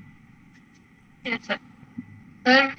Sir, I mean, everybody is aware that, a lot of women, because of the radiation, they don't come, for mammogram. This is the basic fear they have. I don't know why they have, though the, radiation which is given is not, it is within permissible dose. But still, sir, in mammogram, certain innovations which I think can be done is, one is, you sometimes you get a lot of artifacts, because when we take CC view of the breast, the patient's chin and the shoulder, they come in if they are old and they have a frozen shoulder and they have cervical spondylosis, so they really can't move that. So if we have some kind of guard which can push or bring breast total, somehow it can cut off the areas like shoulder and the chin, which causes an artifact, and then we have to repeat that view. We can actually that is one area where we can really get into this. Please call me about on the meeting 15 minutes. Other thing is now we have tomo, we have digital tomosynthesis. Though now we've got a synthetic view also. I think we should try to make it. As of now, these things are very expensive, sir. Everybody cannot take it. And now what I have seen changes, throughout my career. When we used to do only CR. And now we are doing then we came to digital mammography, and then we are into 3D tomosynthesis. So definitely the detection rate has come up very, very high. We are detecting the cancer which is less than a centimeter size, and the survival rate of the patient is then more than 90%. 90% can survive more than 5 years. So I think the only challenge which we get in tomosynthesis is when we do it, that the radiation dose is almost doubled, because we are taking a 2D view as well as the tomosynthesis. So somewhere where we can decrease this dose, or somewhere we can decrease how we have to challenge is basically how to decrease the dose and get the best out of it. Yeah, thanks, Dr. Bhavna. One more question before you leave. And what about for interventions? What about the navigation devices that you have for intervention? Yeah. Do you have them at all, or you see any development coming in that area? Sir, we have actually most of the things we try to do under ultrasound guidance. When we are seeing the lesion, it's very easy to do it and place the needle. What about microcalcification? Yeah, microcalcifications, we do stereotactic biopsy. So in that, what happens is, what I have seen, we have a stereotactic biopsy. Most of the people, they are not doing stereotactic biopsy, even the experts, sir, because one is when you have to see, it is now the prone table is going off. Okay, before there was a prone table for stereotactic biopsy where the patient has to lie down prone and you do a biopsy. Now we have for example, I have a sitting stereotactic biopsy system. So in that, what happens is, when we have to do a stereotactic biopsy, we have to give patient at least 1 hour to that room, because they have to do the pre-test whether alignment and everything is correct. Then they have to put the equipment on the same machine. I mean, they have to add it to it, and then we go and do it, and then we keep the patient. Patient has to be there. See, firing the needle is taking just 30 seconds, okay, to get the sample. To do the VAB, it takes very easy when we are taking multiple samples. One, the needle is in correct position, but all these things, prior to firing or prior to taking the sample, it takes a lot of time, wastes a lot of time. So if we can get something which is already fixed on the, fixed on the machine, sir, on the gantry, on a CT gantry on that thing, which whenever we want, we can immediately put the needle and it can be done as fast as possible. It will really save the time for us as well as for the patient. It is very beneficial, sir, because we are compressing her breast for so long. It is very, very, I feel so unfair. And I feel very hurt when I see that we are really, compressing her breast for more than 10 minutes. It's not easy for the patient to be like that. So if we can get, something easier on the patient and something different, it would be nice. Yeah. Thanks a lot, Dr. Bhavna. Yes. Yeah. So do we have more time? Should we take questions or? I think only 11:45. Yeah. Yes, sir. So if we can wind it up in another couple of minutes. Okay, just one more question to Dr. Suresh. Suresh sir, now you think you do so many ultrasound guided, biopsies, and you've seen all the biopsy needles, have been used by you. You think any changes that can happen in the design of the biopsy needles? Yeah. And what changes do you think can happen? Okay. So it's a good question. See, the biopsy taking is all about reaching a particular point and then getting a quick sample and coming out. The problem usually comes is you can go inside, take a sample and come out, but to get the sample out of the needle into a solution, because when you're using an automated gun, for example, you have to draw back, and then you have to from the well, it has to be ejected. So what exactly is required is an ejection mechanism of the sample after removing it, which is right now manual, which can potentially be automated. So the needle itself is fine because there are different types of needles, different sizes is available and all that. But the other thing that can happen is reaching your target. If you are talking about ultrasound guided biopsies, there are now machines which give you the needle path is very beautifully tracked. If you have a predetermined path and you put your needle, the system will actually tell you whether the needle is going along the track which you determine when you're doing a freehand biopsy. And this is, they're using a sort of a GPS kind of a technique, very elaborate, because you'll have to have one big system by the side, like an antenna which will be there and all that. There is a good potential for automating there, where especially biopsies which need a lot of precision. There, an ultrasound guided, only instead of experts, you should be able to have somebody who's not had so much experience also be able to go in a precise location to do that. And that there is definitely a potential in that way. Thank you, sir. So we'll take some questions now, if there are any, and then wind up. Thank you, all the panelists. It was a wonderful time. Thank you so much. Thank you. Somebody raised a hand sometime back. Yes, sir. So, Jeet Javeri, do you have any questions? You raised your hand. I don't have a question, but I just want to share one thing because we are talking previously about the claustrophobia and the fear of being in the MRI machine. So, like, just give a background, like, I am working with virtual reality technology. Can you just increase the volume, please? We're not able to hear you. So, can you hear me now, sir? But somehow I can see Suresh sir nodding. I don't know. Yes. I'm not able to hear. Yeah. Now it's better. Yeah. So, speak a little loudly. Yeah. Okay. So, yeah, we are just talking about that MRI thing, which have lots of claustrophobia and fear associated with it. And we are working with virtual reality technology, where the users have an experience of being transported into amazing, breathtaking virtual worlds, and it helps them to get out of the hospital settings. So during our same investigation, we came across one company from Norway. The name of the company is Nordic Neurolab. So they have made MRI friendly virtual reality headset so that the patient does not feel any claustrophobia or any fear associated with the MRI machine. In fact, they will feel like they are relaxing on a beach while being in an MRI scan.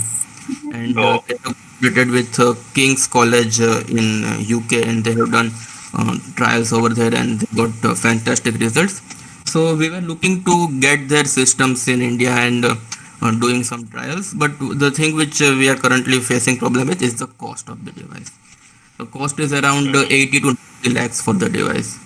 And yeah, we're working on reducing the cost, but eventually if the device is getting more cheaper, and there wouldn't be any issue for like having a claustrophobia at all for the patient, because the patient does not feel like they are in the MRI machine. They are relaxing on the beach and having some wonderful time while getting an MRI scan. So yeah, I wanted to share this update with you. Yeah, thank you so much.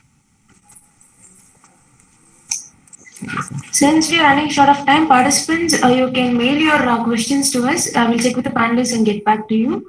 Thank you so much, Dr. Roy Santosham, Dr. Suresh Seshadri, Dr. Lavneet Bain, and Mr. Senthil Kumar for a wonderful discussion, and we are thankful for the knowledge and insights you have shared with us on the medical imaging techniques, various equipments used, and the clinical gaps and the improvement it needs. We have a startup demo next up by Dr. Arun Kumar, requesting all the panelists, Dr. Roy Santosham, Dr. Suresh Seshadri, Dr. Lavneet Bain, and Mr. Senthil Kumar to kindly stay with us for the startup demo for another 10 minutes, sir. Thank you, sir. Today we have a startup, Sonolite Imaging Innovations Private Limited, with us to demonstrate their product. Dr. Arun K. Tittai, founder of Sonolite Imaging Innovations Private Limited, will be walking us through their product today. Over to you, sir. Thank you very much. It's very nice to see Dr. Suresh, Dr. Roy Santosham, and even Dr. Bhavna came through for a few minutes, so and others who are there. So what I will do is first is a couple of disclaimers. I do wear the hat of both faculty and trying to enter into the startup. So what I would like to do is there will be some heavy lifting done at the lab level, but some that we are doing at the research park incubation cell. So here what I would like to do is another disclaimer. I will only present what I thought I wanted to share. But the discussions that went on, it was very illuminating. I think it is some of the things, the discussion points that were there, you will be able to relate here and advise what's happening. And also I forgot the name, there was a gentleman from Philips. So please, the way I have it, I didn't know that MNC people will be here. So what I'm saying is more on the ecosystem. So that's another disclaimer. So what is it that we want to do? Essentially, who are we? I just said I'm a faculty here, and I have a colleague, Dr. Rupesh from computer science. And why is this important to know is because some of the points that came, right? So we kind of use our lab facility at IIT also to the best, because our primary job is to do research, and we have the extra energy to try to push it to the research park incubation and probably to the commercial scale. So this is in some way why we have two of us. We are going towards this hybrid concept.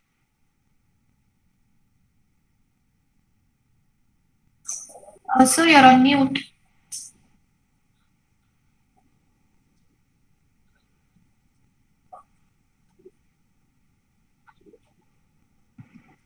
Oh, I'm sorry. Probably you should have just alerted me.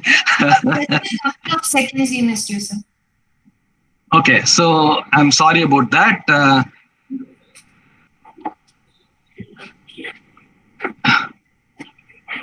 So anyway, I don't know when I go. So essentially, I do wear a multiple hat. So I will talk about both interleavingly. So my academic faculty position, the research that we do, and our effort over the last 4 or 5 years to translate it to some product, especially in the ultrasound scanner.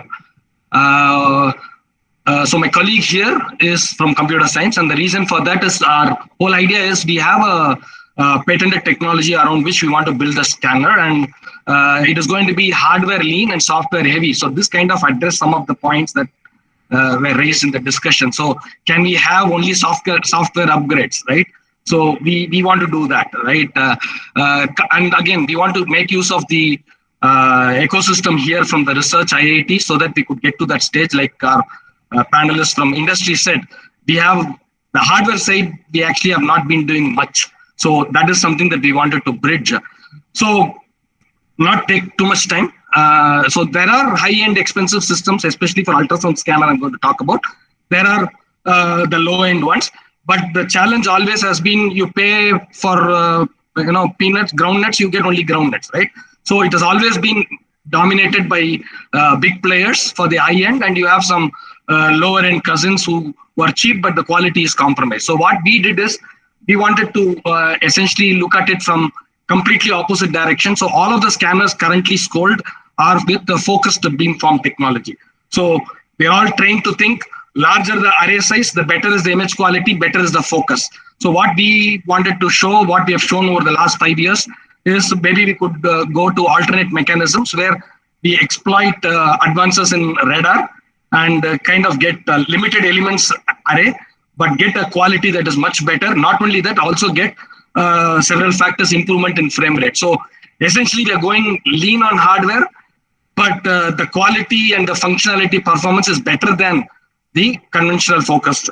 So a series of publication, we showed all the basic science, where the wave equation, all those things.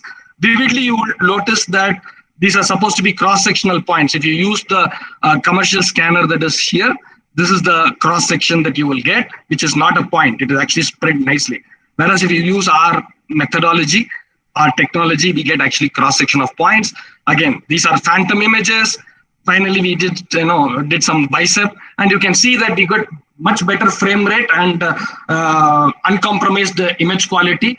And this is the hardware size that we are talking. In fact, the USB that goes here is connected to the laptop that I'm giving the presentation, and that's all it's required. So the technology, we have been doing the research, publishing, but from a translational point of view, with the startup, we talked with all the ecosystem, the experts from industry, experts from policy making, and what we realized is we will probably position it. We don't want to position it as cheap, and rather we don't have the competence to get into the high end immediately. So essentially, what our proprietary technology, we have developed the prototype that I will share, is a platform which can be actually software upgraded to actually give some of the advanced features. And of course, no brainer, it can also be downsized to get the proof of, the point of care applications in rural health and things like that. So just want to share the journey where we are. Here again, the software part is completely done. So we have a complete, what I show here is just an example screenshot with a phased array, linear array, curvilinear. We have all the electronics, everything is done in-house. So we started with that. In fact, I'll just have a video presentation of the product itself, where we are currently. But the idea is, we were told that this, if the device itself looks so slim, we have other issues. Dr. Suresh knows much better about that with the PCP and DT and all those things. So strategically, we said we will rather do a full-fledged scanner rather than worry about PCP and DT, because this is actually demonstrating to ourselves that in Indian ecosystem, we could actually do the entire chain of the technology. So we essentially went up, envisioned this prototype to have a general body scanner with all the different probes.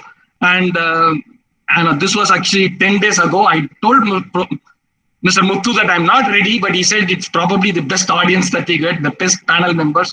So I said, with a pinch of salt, I will anyway share this. And the others could probably get the appreciation as to how long it takes. We are about 4 years now to come to this stage.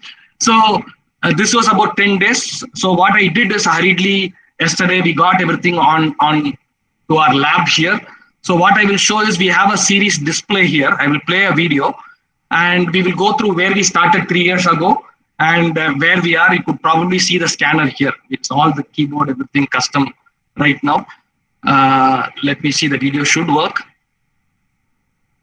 So this is where we started with the evaluation board with only 8 channels, and we custom made. All this hardware was designed and printed in our local ecosystem, and we upgraded that with a controller, and then we made a mux board so that we don't need to have multi-channel, just 8 channels we could do. We custom all the electronics that you see here. Then we upgraded to FPGA with a better specification. And along the way, we got support from Texas Instruments when we were actually at this stage. They said, you are doing all the electronics with the 8 channel. We have 32 channels. Why don't you start with that? So we actually got a full system, right? That is the small size that you are seeing. That is a full suite. 128 channel it can accommodate.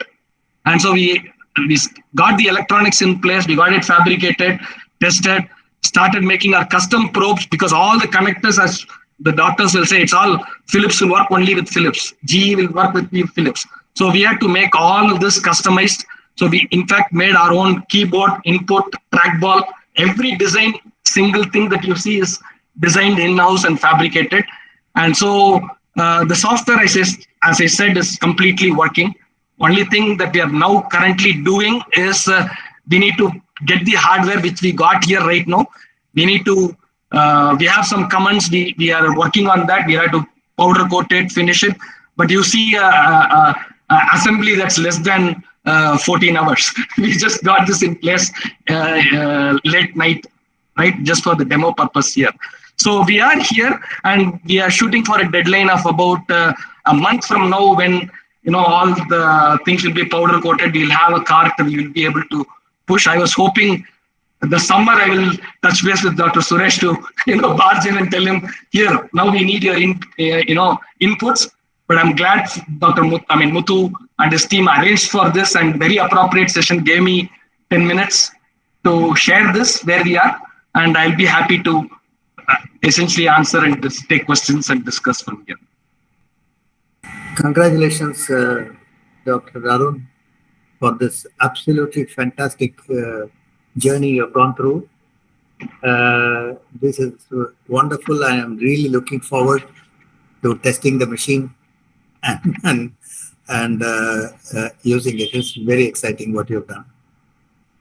Absolutely. For a long time, I've been thinking the technology behind transducers is almost like static. They are working with a beam which is coming out, Yes. but nothing to do with the beam which is going in. And Exactly. you have done exactly that. And Yes. My heartfelt thanks to you for this, and I hope, wishing you all the success, and this should take the world by storm. Thank you. So I will take that as a time that you will provide me in the coming months to bring a sample at your place, and probably you may come. I'm with you all the way, 200%. Thank you. Thank you so much. Yeah.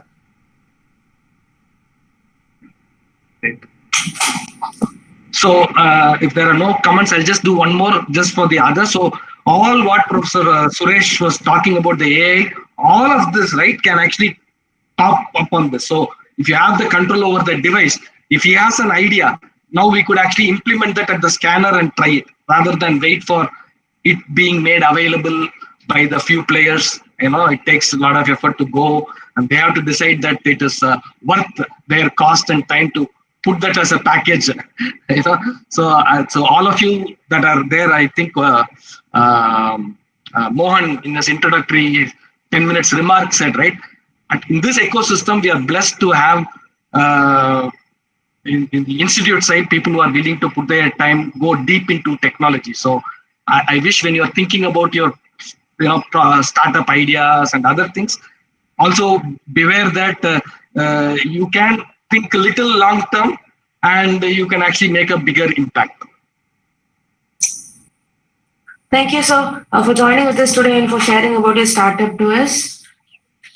Moving on to the next session, we have the expert talk session by Dr. Anjali Prakash, Director Professor, Department of Radio Diagnosis, Maulana Azad Medical College and Associated Alok Nayak Hospital, New Delhi. I would also like to welcome Dr. Rajat Jain, President, Doctors for You. He's a radiologist in Chanakyapuri, Delhi, and has an experience of 12 years in this field. Over to Dr. Rajat to introduce our speaker, Dr. Anjali Prakash, for the expert talk on debunking the radiology myths. Over to you, sir. Thank you, Arshini. I think I'm audible. Yes, sir. Yes, sir. You're audible, sir. First of all, thank you, organizers, for including me in this great session. I was listening to the speakers in the previous talk, and so we all know that radiology is dependent on technology, and I mean, there cannot be a better platform to talk about technology here.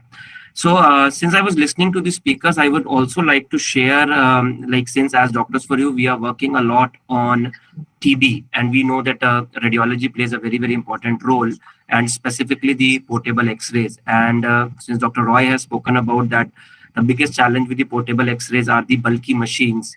So we have come across, if I can share a screen with all of you over here, if I may get, so this is a machine that we are presently using for portable radiography, which is just a 2MA, and 2 kV and a 50 mm machine, and this is like a very, very portable system which can be just, you can put it onto the technician's shoulder and can move it wherever you want. And the till now the results that we have got are nearly similar to the standard digital radiography that we have. So I believe that in the time to come, we're going to have a better solutions of the portal radiographies, and the radiation dose is also being limited. As we all know that the biggest challenge that we all see specifically in this world is about the issues related to the harms that somebody can have with the radiological investigations. So I don't think I can introduce a better person than Dr. Anjali Prakash.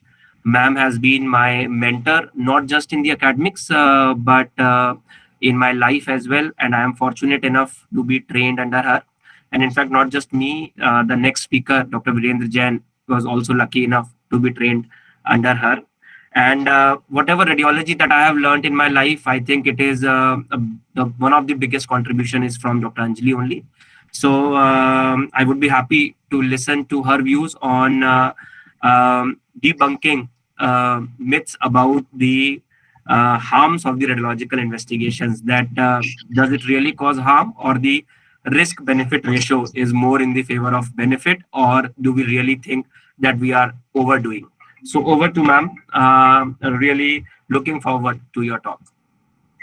Thank you, Dr. Rajat, for such a wonderful introduction. You're too kind, I must say. You have achieved so much in life, and we are proud to have you here. And I thank all the organizers for calling me on this platform. I never knew so much was happening in this innovation world, and I'm particularly happy to hear the talk on ultrasound, the machine that they are making. And I would also like to welcome them to my department of radio diagnosis, Maulana Azad Medical College, New Delhi, for a demonstration and for some project if they would like to work with us as well. So I will just share my screen now.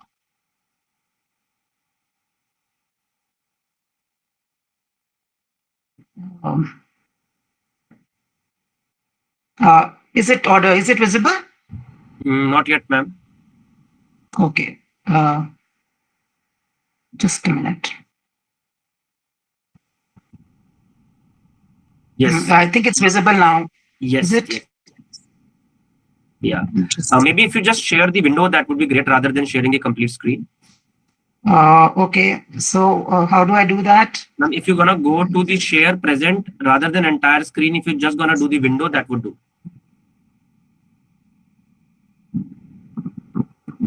So first I'll do stop presenting and then go back. Yes.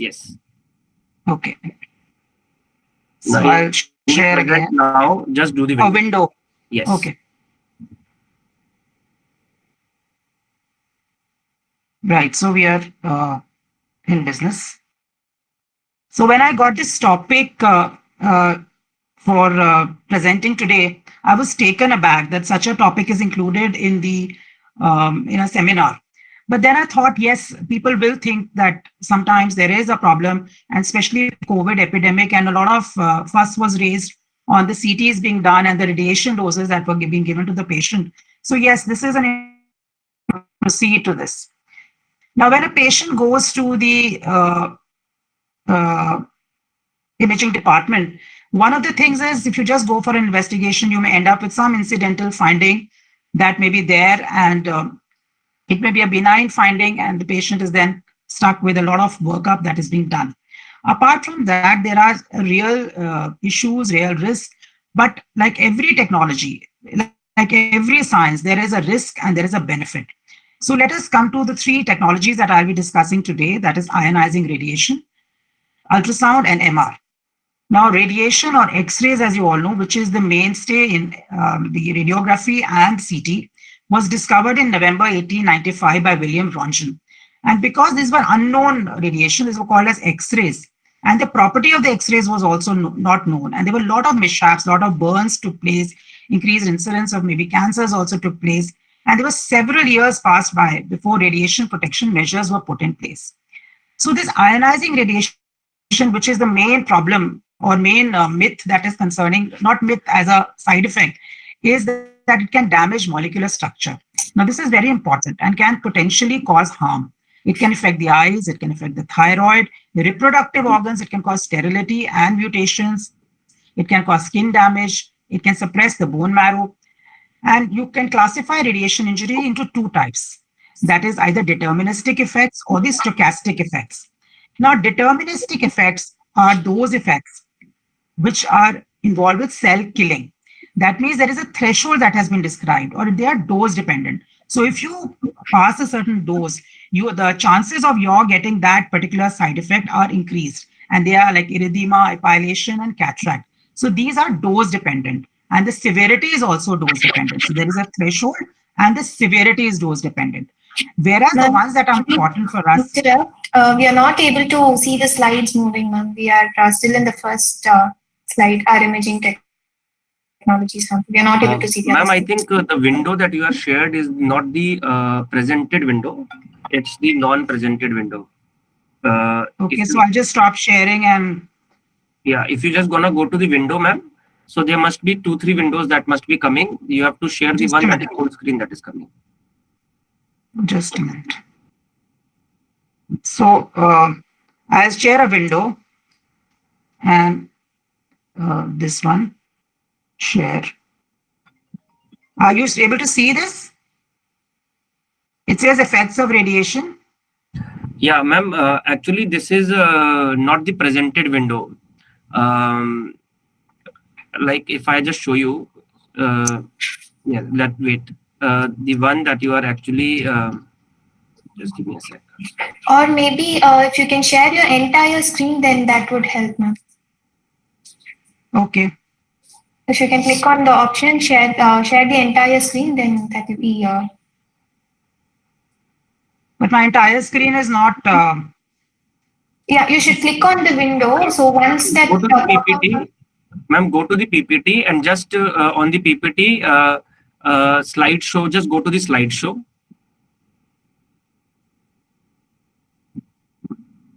Now, is it visible?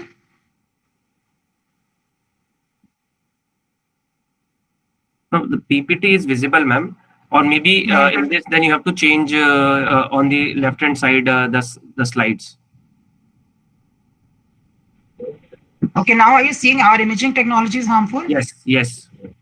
Okay, I'm changing the slide. Are you seeing the change of slide? Yes, yes, now it is visible, ma'am. Now it's visible? Yes, yes, now it is visible. Okay, sorry for this glitch.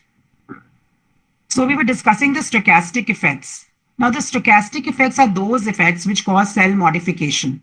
Now this is the problem because there is no threshold for occurrence. So you do not know at which level of radiation they will occur and severity, how severe they will be. So it is not dependent on the dose. And these are the effects which are the most problematic, like carcinogenesis and genetic effects. Now, the effects of radiation depend on how much radiation dose is given, the age of the patient, gender, and part of the body that is irradiated. Some parts, like the lens of the eye, are more radiosensitive, as are the gonads. And if you irradiate those parts, then the effects of radiation would be slightly higher. Now we come to the question of, does CT cause cancer? This is the main problem. Now, there has been no direct scientific proof. I would like to highlight this again. There is no direct scientific proof that CT or any other radiation which is in medical imaging causes cancer. All there are projection models that have been determined, and they have come from what is the experience in Hiroshima and Nagasaki. Now, in those cases, what happened was there was huge amount of radiation that was given in a short duration of time in a concentrated area. Nothing of that sort happens in any of the imaging technology, be it radiography or be it CT scan. Now, these predictive models that have been made by the scientists they predict that this is your risk of having cancer from a CT examination, which is they assume a small risk of developing cancer by CT, and they multiply this by the large number of imaging procedures that are done, and with increasing number of populations that are having these investigations. So the risk that has been postulated is that a CT procedure, which if you give it this thing that it is 10 millisievert, this is just one figure. It is not that all CT procedures will have this. Some will have much less than this. Some will have a little more than this. But this is an average CT dose of 10 millisievert, say for the abdomen. this carries a risk of 1 in 2000 of cancer due to the CT. That means that there is a 99.95% chance that this CT examination that you're doing you will not get cancer because of this. So this is a huge thing, and that means that there is hardly any chance of your getting a cancer from a single CT procedure which carries a radiation dose of 10 millisievert. This also does not mean that if you are having a procedure in another 3 weeks, your risk then will up to 1 in 1,000. So that is also this figure of 1 in 2,000, which is branded again and again, that is not what it means. So it means that if you get a CT which has an average radiation dose of 10 millisievert, the chances of your not getting a cancer, would be 99.95%. And the probability that this absorbed X-rays in the dose that is given in radiography and in CT will induce cancer or heritable mutation is absolutely negligible or very low. Having said that, there is a definite risk that 0.05% is also a risk. So we always, whenever you do see a new technology, you always have to do a risk versus benefit ratio. Now, modern medicine cannot be practiced without imaging technology, because there'll be a delayed diagnosis. You'll not be able to diagnose anything. The fine art of clinical examination is there, but without imaging, you will not know what the diagnosis is. You will not know what are the relations of the lesion. You will not know how the management has to be planned, how the therapy has to be monitored. For example, in 25 years ago, even in India, we had things like exploratory surgery. Let us open the abdomen and see what is inside. Now that is not there. And that is such a benefit to mankind and to practice of modern medicine, that the benefits of getting a CT or a radiograph far, far outweigh the risks. Let us also understand the risks in context of this. What is the risk of radiation? Now, you and me, who are not, supposing we are not radiation professionals, we are normal individuals living our life peacefully, you will also be exposed to some background radiation due to cosmic radiation, due to the terrestrial radiation which is emitted. And this is of the dose of about 3 to 5 millisievert. Now, compare this with smoking. Now, smoking causes deaths in lakhs, which is not causing any benefit to anybody, but a huge amount of risk is there in smoking. So this is a case where you know this is the cause of cancer and you have to stop it rather than stopping the radiation or blaming radiation for cancer. People who are living in high altitudes also have a higher annual background of radiation. So this is a chart which just outlines that the risk of dying from appendicitis, which is a very common disease and commonly done surgery in a modern hospital, is 1 in 263, whereas a lifetime risk of fatal cancer after a typical CT scan is 1 in 2000. Now, having said that, there is always a radiation dose, and always you have to keep that in mind while the patient is being sent for a radiation modality. And this is a chart which I've taken from the American College of Radiology, which outlines the various radiation doses. Now, these are all just an average radiation doses, they're approximate radiation doses. Now, see, the chest X-ray, it is saying that it is 0.1 millisievert, and a chest CT is 7 millisievert, which corresponds to 2 years of natural background radiation. Now, when you're getting a patient who you can diagnose, or the patient can have a investigation like a chest X-ray, which will answer the clinical problems, then it is advisable to go for a chest X-ray. However, if the patient requires a CT chest for diagnosis, for management, you will not withhold that CT just because there is a radiation involved. That is what the point is.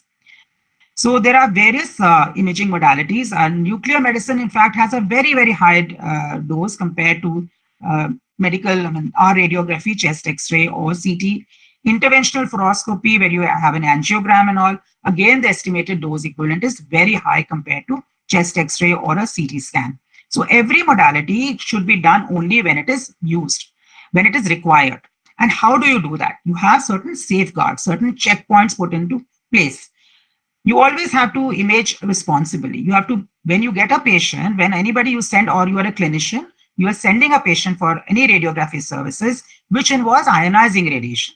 Always see whether that is the required thing, whether that can be answered by any modality which does not use ionizing radiation, or will it answer all the questions. The concept of as low as reasonably achievable has to be followed by all departments. Now, as low as reasonably achievable means that you use only that much radiation which will give you a diagnostic information while keeping the dose to minimum. Now, having said that, there are no defined statutory limits for patients. That means if a patient is there and he requires an imaging modality, if he requires an imaging investigation, the authorities, the regulatory authorities have not defined that he can get only this much of radiation, not more than that. So for when the patient is there, there are no defined statutory limits. However, the one thing I like to highlight is in children. Having said that there is negligible risk of cancer, children, because of the growing tissues, they are more sensitive to radiation. They have a longer life expectancy. So the window that the radiation damage can present itself is much higher. Secondly, when the patient comes, whether it's a child, an adult, the radiographer is doing or somebody else is doing the CT, and they don't change these settings of radiation. The setting is for an adult patient, and you don't change the settings to that of a child, then a higher than required dose will be given to the patient, which is not correct. So these are all guidelines. So CT itself is not causing cancer. It is, or any radiation damage. The imaging technology is giving you benefit, but you have to use those imaging technologies with a little bit of responsibility. And how do you do it? You always justify the examination that it is required. You always optimize your technique. Your machine should be good, should have preventive checkup should be there. It should give the required amount of dosage, which is being on the console, the same dose should go, and there should be dose limitations. Supposing you have to, the question is that somewhere in the abdomen you have to see, don't start scanning from the chest onwards, just scan that much area. Now, various regulatory authorities have given certain dose limits for radiation workers and the general public. Now, these radiation doses are like the International Commission for Radiation Protection gives a 20 millisievert per year limit over 5 years. And in my 25 years of experience in the department, in medical radiography, I'm talking only of medical radiography and CT here, this dose has not been exceeded even once, and we are a very, very busy department. So if that is the kind of safety guidelines that every place which uses radiation does follow. Now, because of a lot of questions that were being raised again and again on CT causing cancer, the Radiological Society of North America came out with a statement which says that risks of medical imaging at effective dose of less than 50 millisievert for a single procedure. Now, understand that in modern CT, doses are very less.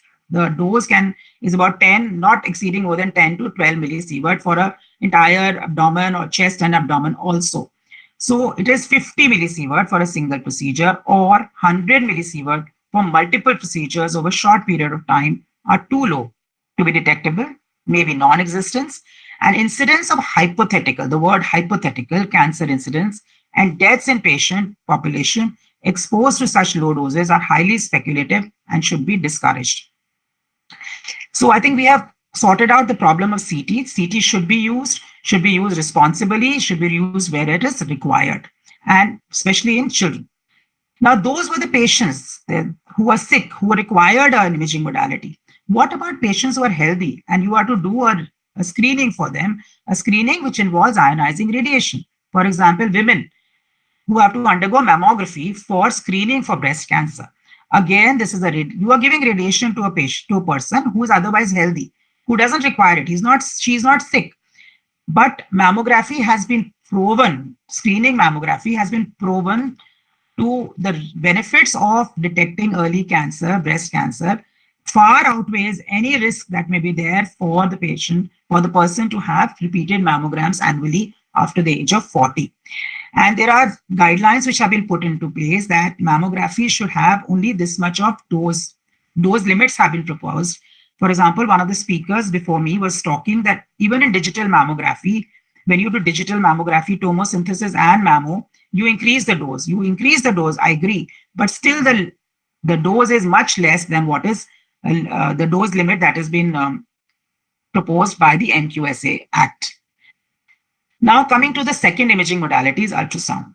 So we have just said that ionizing radiation is where all the problem is. So ultrasound does not use any ionizing radiation and it is safe modality. It uses high frequency sound waves. Having said that, it has been found that it does have some effects on the human body. And those effects are heating of tissues and cavitation. These effects are absolutely negligible. There are no effects in the time and the power that we use in normal ultrasound in our daily practice. However, in obstetric and neonatal scanning, the experts felt that these indices, there should be some measure on how much are we giving, how much ultrasound, or how to measure these effects, how to measure these bioeffects of heating of the tissue and cavitation. So two indices were put into place. One is the thermal index, which measures the ratio of power that you're using to the ratio that is required, to the power that is required to raise the temperature of the tissues by 1 degree centigrade. So this is an important indice which measures heating of tissue, and the mechanical index. So this is only for obstetric and neonatal scanning that the values have been given, and the values are 0 to 0.6 is safe for obstetric and neonatal scanning. So different societies have come with different values. Similarly, mechanical index is also measuring what effect the ultrasound waves has on a patient as far as cavitation of tissue is concerned. This property is also taken into use. This is a useful bioeffect which takes, when you give ultrasound contrast, the cavitation is the thing which allows the ultrasound contrast to show its effect. However, the FDA also mandates that this also has to be kept below 1.9. And this is very clearly seen on the screen. So when the operator does the ultrasound, he or she will be able to see, this is MI, mechanical index, and this is TIS, that is thermal index on the skin. So this is kept below what is the recommended level. And this is also a guideline or a preventive measure or a safety measure that has been put into place. Now, coming to the third and the final imaging modality that I shall discuss is MR. Is it safe? Now, MR has completely changed modern medicine in a way which was unthought of less than 30 years ago, because the kind of imaging that is available, the kind of soft tissue discrimination that is possible was not possible before. And in musculoskeletal and neuroimaging, it has completely changed how things are seen and how patients are managed. But they come with a unique set of risks, so which is something which people don't understand. So that is a large magnetic field of like 3 Tesla or 1.5 Tesla, which is multiple times that of the Earth's magnetic field. So patient is placed into a large static field. Patient then has these coils around them to change the radio frequency. These are high-powered radio frequency coils. Now, this static magnetic field is something which is a problem, because this is always on. So the magnet in a MRI is always on. This is something which most of us do not understand. Now, when you're doing MR, you have to protect the patients, caregivers, the doctors themselves, and the other staff of the hospital, because they are very rare but very real hazards. And as I said, the magnetic field is always at full power. So if you say that I'll go into the magnet room, and because MRI is off, everybody has gone home, so I had left I just want to clean that area or something, whatever. And the housekeeping staff goes in with a phone or with a pin in the hair or something like that, there's going to be a problem. So always understand that the magnetic field is always at full power. It is always on. And the risks that can be there are translational force, projectile injuries, RF heating, burns, acoustic injury, and interaction with active implants, which are now being made more and more MR safe, the pacemakers, as well as the aneurysmal clips. Now, the topic was, are imaging technologies harmful? Now, MR is not harmful. It is a lack of safety guidelines, lack of safety culture, which is the problem. Now, this was a very publicized case which happened in Mumbai some years back. Very unfortunately, a patient's relative was asked to come into the MR suite with an oxygen cylinder by a ward boy who didn't know nothing. And he walked in and he got trapped in the thing and he lost his life. So this is something which is very real. So can we blame the MR for it? No, you cannot blame this thing with it. You have to blame the systems that were not put in place, that such a thing should not ever happen. And therefore, this I think everyone knows that no metallic object should be taken into the scan room. You can prevent it by having ferromagnetic scanners. You can have, this is very important, educations, protocols put in place, and training of your personnel, so that the modality itself or the technology itself doesn't get bad name. One of the ways to do it is all MR areas have to be built into a zoning pattern. The first zone is when the patient enters. The second zone is where the patient is transferred and screened. Third is just waiting for his investigation. And fourth is the scanner room itself. So there is progressive restriction of entry and increasing supervision as you go from zone 1 to zone 4. In the Mumbai case, the ward boy who was probably not supposed to be in zone 4 and there was no screening done in zone 2, there was just wheeled into MRs in the zone 4. Nothing happened here. So that is the problem. So this is a mandatory thing and should be a key aspect for safety regulations. Some centers also like to get this form filled so that nothing is left to chance. The patient is given some time to read, and is there any metallic object or something, some long forgotten injury where there could be a sharpener in the patient has forgotten. And so all this is taken under control. Now, another thing which is important is once you place the patient in a magnet, you put RF coils. Now that leads to the radio frequency is transmitted, which can lead to some amount of heating in the tissue. This is again taken care of by this imaging technique. There is a specific absorption rate is measured, or the RF energy that is deposited in tissues is measured, and a real-time update comes on the console, which tells the operator that you are going to exceed this limit for this patient and kindly change your sequence or kindly change your TR according to the SAR. You want to decrease the SAR to mandated limits. Now, many people don't realize that there could be burns in MR. Now, this is when there is skin-to-skin contact, like the arms are touching the body or both the thighs are touching and the RF coils are touching directly on the skin.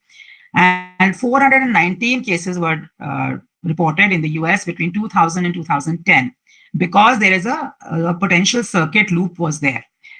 Now, is the MR responsible for these burns? No, MR is not responsible for these burns. The imaging technology is not responsible. It is lack of our guidelines, lack of the 5 minutes that when you position the patient, you please check that no RF coil is directly touching the skin. There is no skin-to-skin contact. It takes less than 5 minutes to check that, and you can prevent something as horrific as a burn.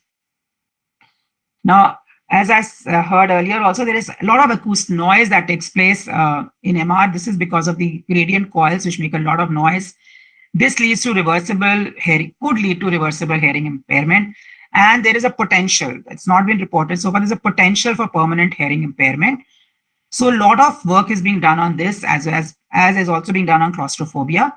And now what you do, you give passive noise control, you give headphones to the patient, you can have quiet sequences, and silent MR has come up in a big way where they have decreased this sound wave, which you used to hear and patient used to come out with a headache. That kind of a thing is no longer or less frequently seen now.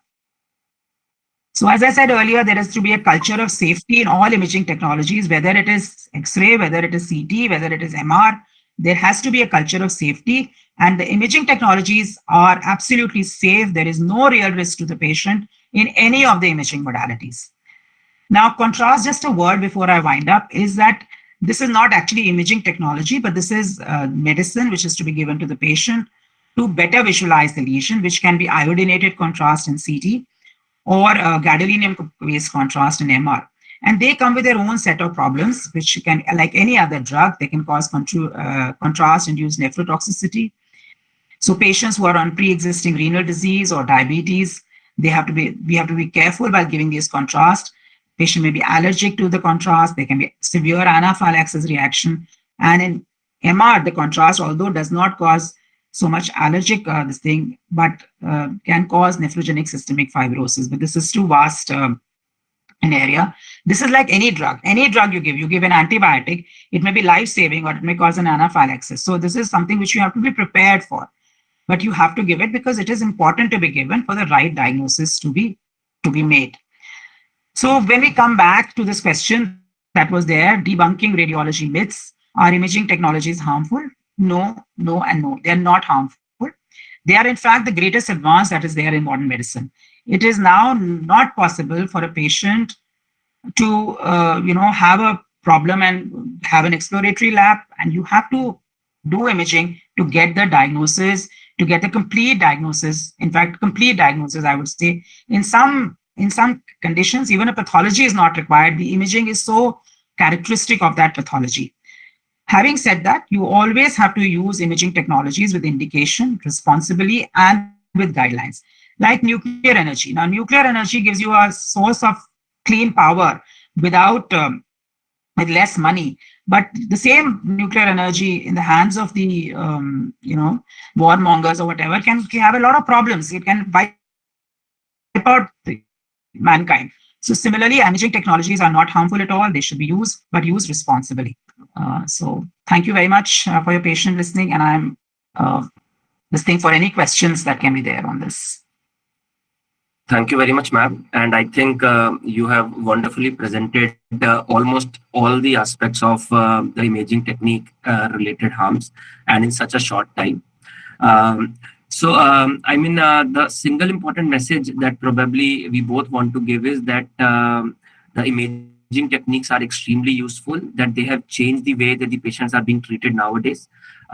If you look at my the backdrop that explains that how radiology has changed the medical practice over a period of time, which act as a center of gravity, where we are being bombarded by the questions from our clinical colleague, be it medicine, specialty, be it surgery. And with the help of the advances in the radiology, the treatment of the patient has become more and more invasive, where the morbidity of the patient can be significantly reduced, and in a lot of cases, mortality also. But yes, obviously, there are few harms, but these harms are far, if you look at the risk-benefit ratio, the benefit is far, far outweighing the risk. Excess of everything is bad. We all know. We all know that exercise are very, very good, but we have seen people dying because of excessive exercise. So water is good, but we know excess of everything is bad. So definitely the investigation should be used judiciously. It should be used, as ma'am has rightly pointed out, about the guidelines.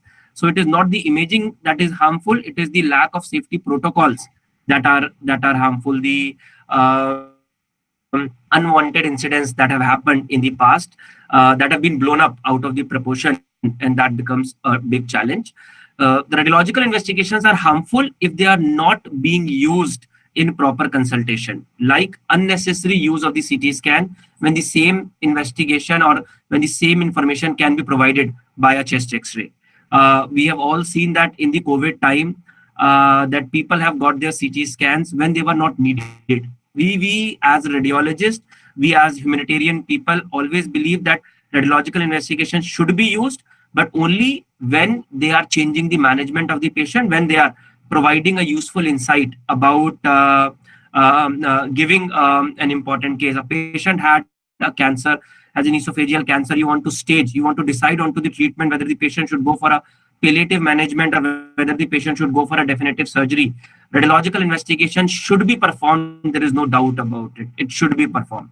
There are enough guidelines. There are enough International Council of Radiation Protection, National Commission for Radiation Protection. In India, we have Atomic Energy Regulatory Board. They have issued the guidelines that yes, they should be used in proper consultation.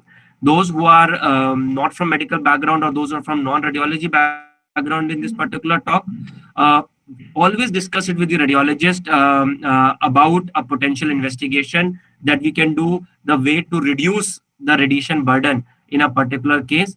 If we think that the radiological investigation is going to benefit on a particular case, do not think twice, use it. As far as the MR is concerned, I have heard a quote, ma'am, I also want to share it with you.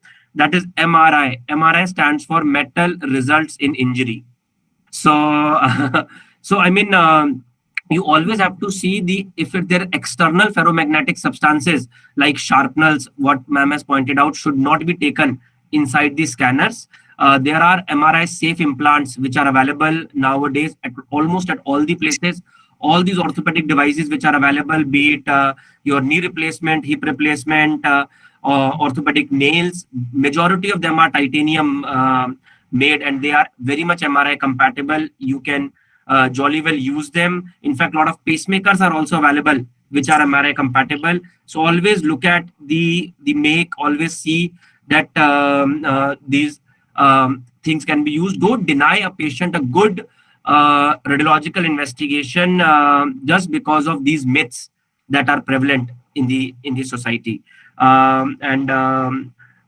Get it. Always radiologists are always available for the discussion on all these at all these places. So that is all from our side, and I think in the interest of time, we will hand it over to the organizers, and we are happy to answer to any question that you have.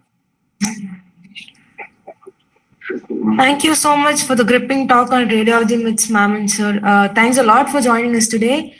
So next up, we have the expert session, which will be in conversation of advances and innovations on the medical imaging techniques, an overview on ecopixel True 3D artificial intelligence cinematic rendering. We have Dr. Aris, Professor of Fetal Medicine at University of Oxford and St. John's, George, London, with us today as the chair for the session. His clinical expertise is in fetal medicine and obstetric ultrasound, non-invasive and invasive prenatal diagnosis, and fetal therapy. He has a particular interest in normal and abnormal fetal growth and related poor placental function, which is associated preeclampsia. The panel members include Dr. Nicholas, Chief Technology Officer, Intelligent Ultrasound, UK, Professor Chandrasekhar Sila Mantula, Professor, Department of Electrical Engineering, Indian Institute of Science, Bangalore. I'd now like to see the floor to Dr. Aris to set the pace for the discussion. The floor is yours, sir. And we also have with us Dr. Anurag Mishra, who has joined us. So just introducing another speaker to the panel. Over to you, Dr. Aris. Thank you. Thank you so much. And thank you for inviting us to this nice session. And I'd like to invite Nick and Dr. Chandrasekhar and everyone else. Please do switch on your videos so it makes it a little bit more interactive. It was really interesting to listen about MRI earlier. And one of the things that I wanted to sort of discuss a little bit this morning is a fundamental difference between an imaging modality where you take an image data set within which all the data will be found, as opposed to ultrasound. And I hope you can appreciate this small but important difference. If you take an MRI, or if you take a CT, or indeed you take an X-ray, then within that data set of the MRI, all the diagnostic information you could possibly need will be contained. So the challenge from a point of view of an algorithm to go in and fish out that diagnostic information, if you want to call it that, requires the algorithm to go into that data set, and it will find it somewhere inside that volume of data. Now think about ultrasound. When you hold an ultrasound probe in your hand and you move the ultrasound probe around, if you do not pass over the area where your diagnostic information is found, then any algorithm you may have could be as clever as you want to be, but the data are not included within the data set that you've captured. And I hope you can appreciate this important difference, because when we come to talk about artificial intelligence in imaging, artificial intelligence can only go so far. It needs the data to be there in the first place. And therefore, when we start thinking about what AI could do in imaging, we need to start with the imaging modality. And my interest, of course, is in ultrasound, which is why I brought up ultrasound. So when you think about what AI could do, you need to think about what is that you are trying to achieve. So one of the most important questions in AI is, what is your clinical question? And in ultrasound, as I've explained already, because you can only apply it if all your diagnostic information is there, I believe very strongly that AI for ultrasound needs to involve ensuring that the area that needs to be imaged is indeed imaged. Or in other words, you ensure that the quality of the ultrasound record, the quality of the ultrasound data acquisition is complete. Now, there are so many different aspects of AI in imaging that, we're not going to be able to cover all of those this morning. But that's one of the areas that I wanted to talk about this morning, is this difference between, going into a data set and getting out diagnostic information versus ensuring an adequate record, or in some sort of sense, that the quality control of the imaging. And I know that Nick has spent a lot of time and effort and thought into this particular area. So I wanted to hear from him a little bit, just a few words about how you've gone around trying to operationalize some of these issues in ensuring that the ultrasound record is complete. Thanks, Aris. I think that is a very important point. And I think with ultrasound, I liken it to having a torch in a dark room. If you shine the torch at something, you can see it and you can recognize it. But if you don't shine the torch there, you can't see it. So to us, I think that imposes both challenges in the AI that we've developed, but also in the way that we have to deploy that AI. So in terms of the models themselves, they have to be able to not only determine whether abnormal structures are there, for example, but be able to take an image that could essentially be of anything and first of all decide what it's an image of. So the way that we've implemented some of these quality real-time quality algorithms is to split the problem into two. The first being to take an image and to sort it into one of the different potential views that we're interested in, or if it turns out to be a view that we're not interested in it, put it in another bucket called other. And we have really a classification model that we use in order to do that. And I think that classification model has to be designed in a way that covers what the clinicians expect to see within that scan. So there are some important clinical questions there that you have to think even at that stage. For example, how do you differentiate between hands and feet? What different views of the fetal abdomen might you want to see? And how do you want to lump those images together? But then as a second phase of the AI, I suppose, we take each of those images and we assess them against clinical criteria that we've worked with the clinicians in order to define those. Because if you for example, try to classify an image into the good or bad without giving the AI particular clues as to which parts of the image you want to look at, you might be able to do that if you have many images that you can give the AI to learn on, a large image data set. Of cats and dogs, you might be able to do that, but for many clinical conditions, you don't have enough data, either because you can't get it or you can't ground truth it or whatever.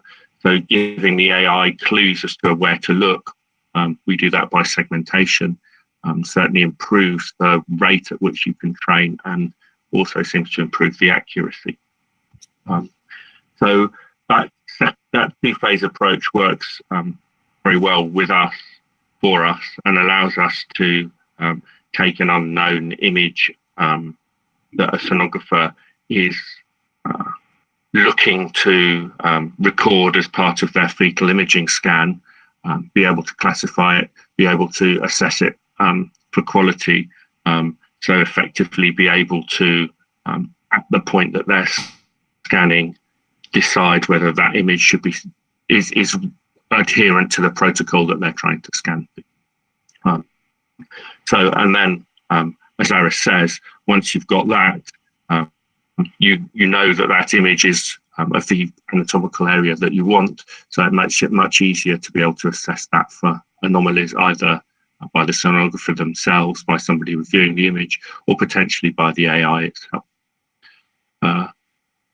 Hopefully that is a short explanation that talks to what you asked me to do, Aris. Absolutely. So three levels in some way. You see an image.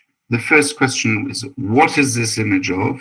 So this image is an image of the head. The second question is, okay, it's an image of the head. Is it a good quality image? Is it sufficiently clear for diagnostic information to be gleaned from it? And that's the second stage. So those first two are in some way quality control. And then the third question will become, is the structures within this image that is of good quality, are all the structures normal? And that's when you then come to anomaly detection, or indeed prioritization. And one of the areas, for example, that this is used is an X-ray. So in radiology, typically a radiologist, a technician radiologist will take X-rays, and then the doctor radiologist will come and read those X-rays, for example, chest X-rays. And typically that's done in the order that they were required. So the radiologist will come into the clinic and start looking at radiographs that were taken the day before, and they look at them in the order that they were taken. And if the pneumothorax, which is quite an urgent thing, the X-ray happened at 7 p.m. in the afternoon, then that might be the last X-ray the radiologist sees. There are already artificial intelligence algorithms today that will look at the whole bunch of X-rays that were done the previous day or the same day and sort them based on a prioritization algorithm that detects some of these anomalies. It doesn't tell you what the anomaly is, but instead of having the list sorted by how it was taken, it sorts the list by priority of the need to report based on detecting certain structures that look unusual or abnormal. And it's that kind of thing where AI, I think, will really help us as in the field of imaging into the future. Dr. Chandrasekhar, thank you for joining also. And one of the things I wanted to talk to you specifically about as an engineer is how do you think that, Nick described how, all the work that he's done in ultrasound and in recognizing standard structures and organizing the quality assessment of those structures. And that clearly requires a lot of clinical input and a lot of engineering input.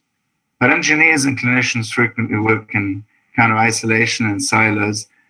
From your perspective as an engineer, how do you think that we could create more channels in order to create more collaboration between clinicians and engineers, exactly in order to take forward some of these things and fast track them in some way? Because we're impatient. We want this stuff in the clinic today. Yeah. Thank you very much, Dr. Aris and Dr. Nicholas. In our lab, can you hear me all right? Okay. So in our lab, we work on developing AI-based solutions for image reconstruction problems and image segmentation problems. And quite often we find that the algorithm or the solution is only as good as the data. And it can never be better than the data. And to us, any of these machine learning models or AI models, they're essentially sophisticated optimization tools and that help you perform data-driven discovery. But they are by no means a substitute for the domain expert. So we always have to go back to the doctors. In all of our projects, we have a clinician, a doctor, an expert, a domain expert on the team, in the team, and then at every stage in our model building or development, we cross-check with the doctor. And we have always found that sometimes what the algorithm gives you, just going by the images, is not at all clinically relevant. And the doctor is actually using completely different information. He has prior information about the modality. He has prior information about the anatomical structure of the organ being imaged. And some of that expertise actually goes into the decision-making process, which the AI algorithm is completely oblivious to. So I think a closer collaboration between engineers and doctors and clinicians is needed to make successful and useful systems. I keep telling my students, I'm not interested in the accuracies. Most students are actually happy to build systems and claim I got 95% accuracy on such and such database, or 96, I beat the state of the art by 0.5%, and so on. But unless we actually tell where these improvements come from and corroborate those improvements clinically, have a doctor in the loop who actually tells, yes, this is what the algorithm used and this sounds clinically reasonable, or this is what the algorithm seems to have used and it is clinically irrelevant. So unless we have that crosstalk between engineers and doctors, I don't think we'll be able to build successful, useful, and deployable systems.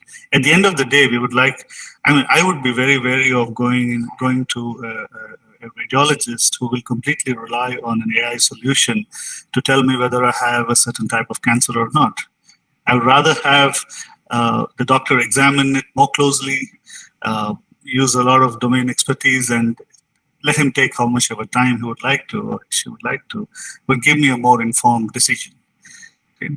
So I think engineers could definitely improve the efficiency, reduce the fatigue, improve the efficiency, improve the reliability, and bring in a lot more data-driven knowledge. Like you were mentioning, there are AI algorithms that sort of prioritize all the scans and then give an additional degree of input to the doctor to make a more informed decision.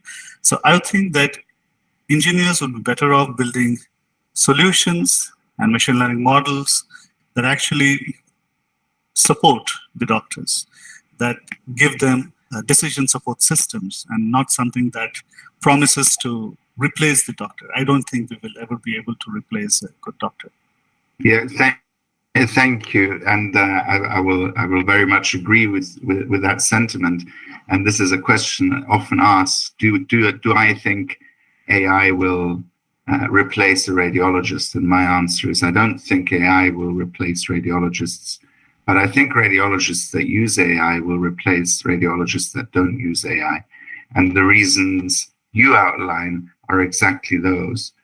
So we've talked about quality control of imaging, ensuring that the quality of the imaging is sufficient. That's particularly relevant to ultrasound, but also, as we've heard in the previous talk about MRI, how important is an MRI too. We've talked about, as an example or a case point, a prioritization of imaging information.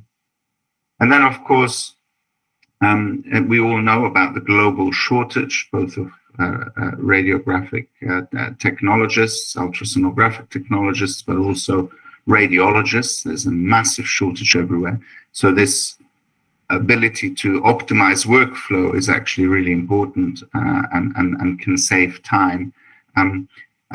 Because the third level is ensuring that the reading is done in an optimal way and extracting diagnostic information. So, for instance, there are today algorithms that will interpret routine digital mammography and will achieve detection rates of malignant lesions within the mammogram better, or at least as good, as expert radiologists. And the key word being expert, because of course, if you have a super expert radiologist like Chandrasekhar, who, knock on wood, I hope you never have to deal with that diagnosis of cancer, Chandrasekhar, but if you did, you would want the top experts in the field to read your radiograph. Now, those top experts don't exist for everyone, and they don't exist everywhere, but AI algorithms may be able to help with that. So, Nick, in terms then of going to the next step, we've talked about quality control and prioritization of imaging. In terms of going to that next step of diagnostic information, extracting diagnostic information, what are some of a lot of doctors, as doctors, worry a little bit about some of the pitfalls in diagnostic information. What happens if an AI algorithm falsely detects an abnormality, and that sort of leads to a whole, line of further investigations unnecessary, but also the opposite. What happens if an AI algorithm misses an important diagnosis, who's responsible? What happens? Where do we sit medically, legally? And what's the regulatory framework tell us about this level of screening using AI? Do we have concrete sort of guidance from regulators about how these things should function? And what does it mean in terms of us developing products where we want to pitch our, if you like, our claims as to what a system might want to do? Maybe I could take that question back a little bit first, Harrison, and ask, it's really a societal or a philosophical question. What do we want our AI to do? And maybe a good analogy would be if you looked at electric cars or self-driving cars. We have lots of people dying on the roads because cars are hitting them. And if you write a self-driving car algorithm that kills somebody or hits somebody at a rate of 1,000th of what a human driver would do, then there's uproar in the newspapers because AI killed a person. Yet it could still be that AI is safer than a human driver. So I think taking the points that we had before about AI supporting clinicians rather than necessarily being fully diagnostic, I think we have to decide what we want the tool to do, and therefore what standards we need to assess it against. And I think that's the key, that as a developer of an AI technology, you have to make it clear to the medical professional what your system will do and what it won't do. And once you've made that clear to the medical professional and then to the regulators, you have to look at what standard of proof you can put together through verification, in-house testing, through validation, clinical testing, in order to be able to give yourself a robust defense that you've managed to do that. That might be a clinical trial. You might have to look at the size of the clinical trial and so on. So hopefully at the end of that, you'll be able to have some objective evidence that says, I said that my system would capture 95% of lung cancers or whatever it happens to be. With this test, I've demonstrated that I would find those 95%. Now, there's a whole subsidiary question there about how do you know that you captured those 95%? Because one of the interesting points that I think I would have made to the last question about the interaction between engineers and clinicians is that there's disagreement amongst clinicians as well. So one of the things that we found when developing some of our ultrasound AI is that if you show the same image to 5 clinicians, you won't always get the same answer about some of the visibility of the structures or whether or not the image is normal or not.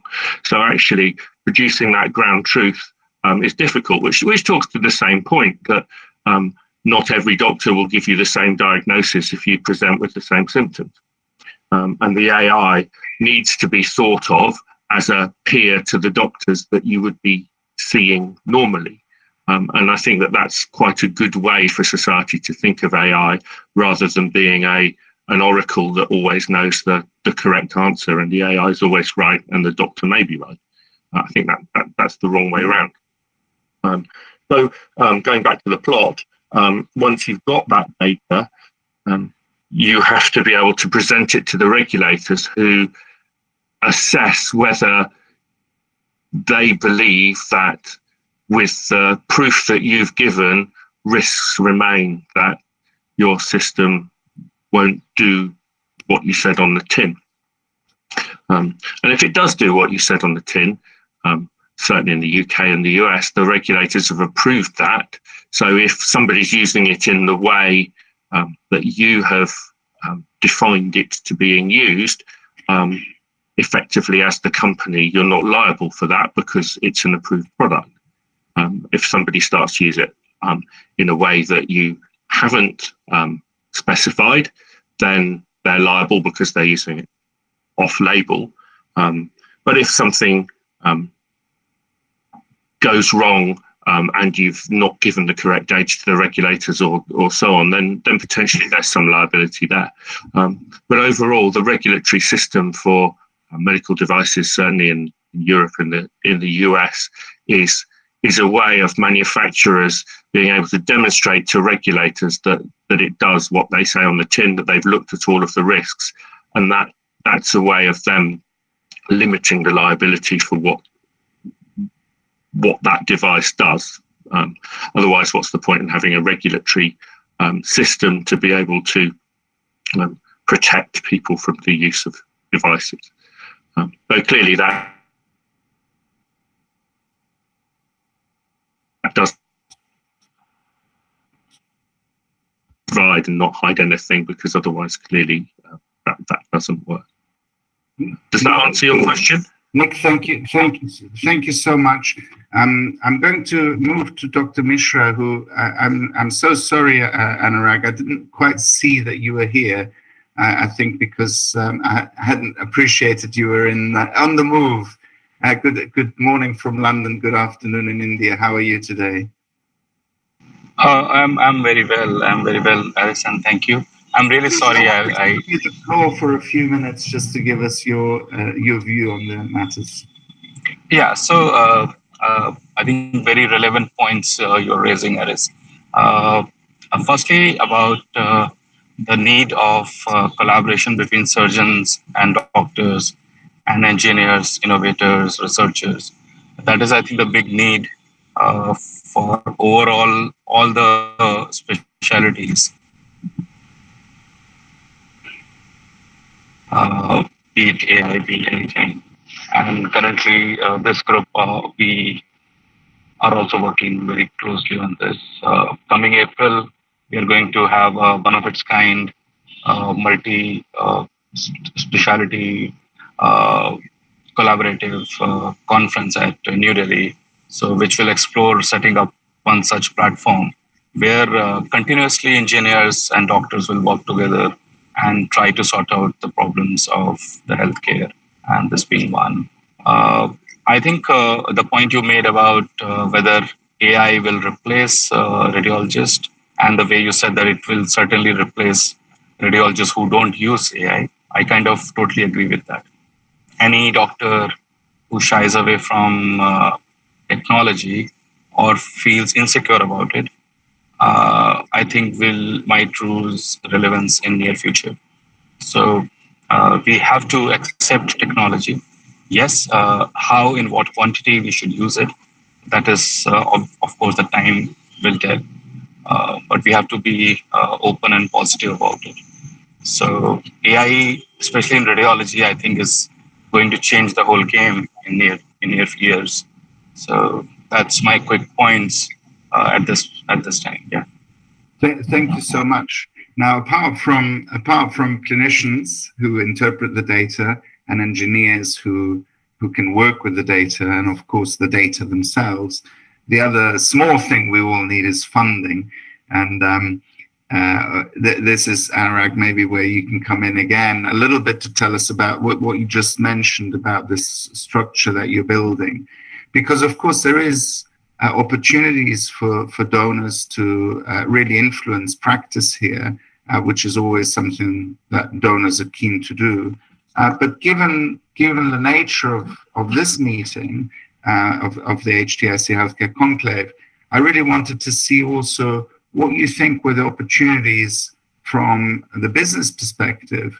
Do you think businesses, obviously, we all know it's a hot topic. AI is a hot topic, and it's quite easy to put an AI in any name, and people will sort of try and throw money at it. How can we ensure, as investors or as business people, what are the sort of mechanisms that we can think about? At what point does a business investment make sense as opposed to a sort of academic or university investment for that initial development? What are some of the markers of success that we might want to look for as business people to say, this is where probably now is the time for me to start thinking about investing in this company or in this spin out? And maybe all three of you have a huge experience in this field. So perhaps I give you 1 or 2 minutes just to give us a couple of sound bites. We're almost out of time. A couple of sound bites. What would you look for if you were thinking of, I'm considering investing in this company that's doing AI? What are the sort of things that I might want to think about? Right. Thank you, Aris, for that question. I think that's a terrific question. So my point of current innovation and how startups, especially in the medical side, they're working is we create a solution, then we go out and look for problems which the solution can solve. So we have a key and we are looking for a lock. So that is one thing which needs to change. I think the context or the problem or the need has to come and take the central place. Any funder, any investor would like to see that what your solution, what impact it will bring, and how cost effective it is, how scalable it is. And I think that is the beauty of collaborative networks, that as a surgeon, I don't understand market too well. I don't understand supply chains or let's say how to create a profitable product. But let's say if I work in a collaborative network where I have investors from the day one of my project, and it is kind of certain that it is going to be a successful product. So that is my take on this. And any investor would be keen on investing if he sees the three things basically. The problem is there at the center, which is a population-based, need-based problem. The second is the team is a collaborative team. And by mean of collaborative team, I mean that there's a team with people of different skill sets, but a common vision. So that is how I will define as a team. So I think these two things are there. I'm sure investors will be ready to put in money. Thank you, Anurag. I think you're so right about a lot of the time the investment is in people rather. You have a company, you have the idea, but a lot of the time the investment is in the people who are driving this thing forward. That's a really important point.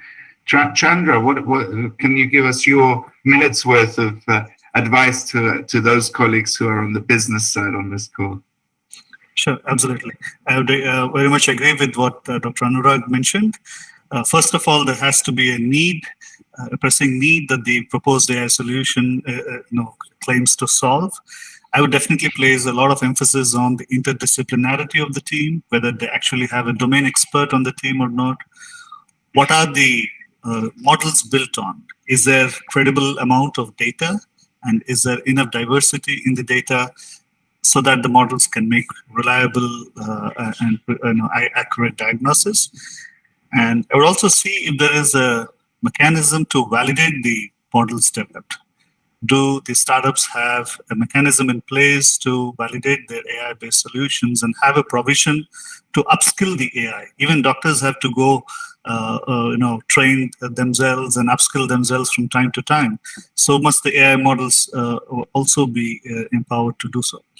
And is there a mechanism to incorporate the clinical feedback into the AI model building? These are some things that I would look for, because then it makes a very convincing case, and then it makes a very, a convincing case for development, deployment, and ultimately a difference in the solution. Thank you very much. And Nick, I'm going to come to you. A lot of experience on your side in taking products from university or from ideas into product and into business. Do you have any pearls of wisdom? I'm not sure I do above what's been said. I certainly agree about the need and the team. I think one of the things about the need that really needs to be thought about is how do you fit the solution into the clinical workflow? Is it a change to the current clinical workflow that we're having to do something different, take the patient down a different pathway or whatever? Or is it an improvement to the current clinical workflow? And how does it fit with potential competition, be that, current standard of care or other things that are being developed by other people? Because I think it's easy to think of we've done an algorithm that, I don't know, finds a lung nodule or something, but how do we fit that into the PACS system? When will the radiologist do it? How will it help them, even if it works very well? Actually, that how will the system be used is a question that may be forgotten when we're thinking about the need. Fantastic. Nick, I'm going to ask you while I've got you, just one last question. I know we're out of time, and we could talk about this the whole day. There are so many aspects, ethical, aspects, things around data, commercialization, as we've touched upon. So half an hour is really short for this big and emerging field, and maybe we can have another time when we can talk about this more. But Ashok asks, a lot of data sets are becoming open source now.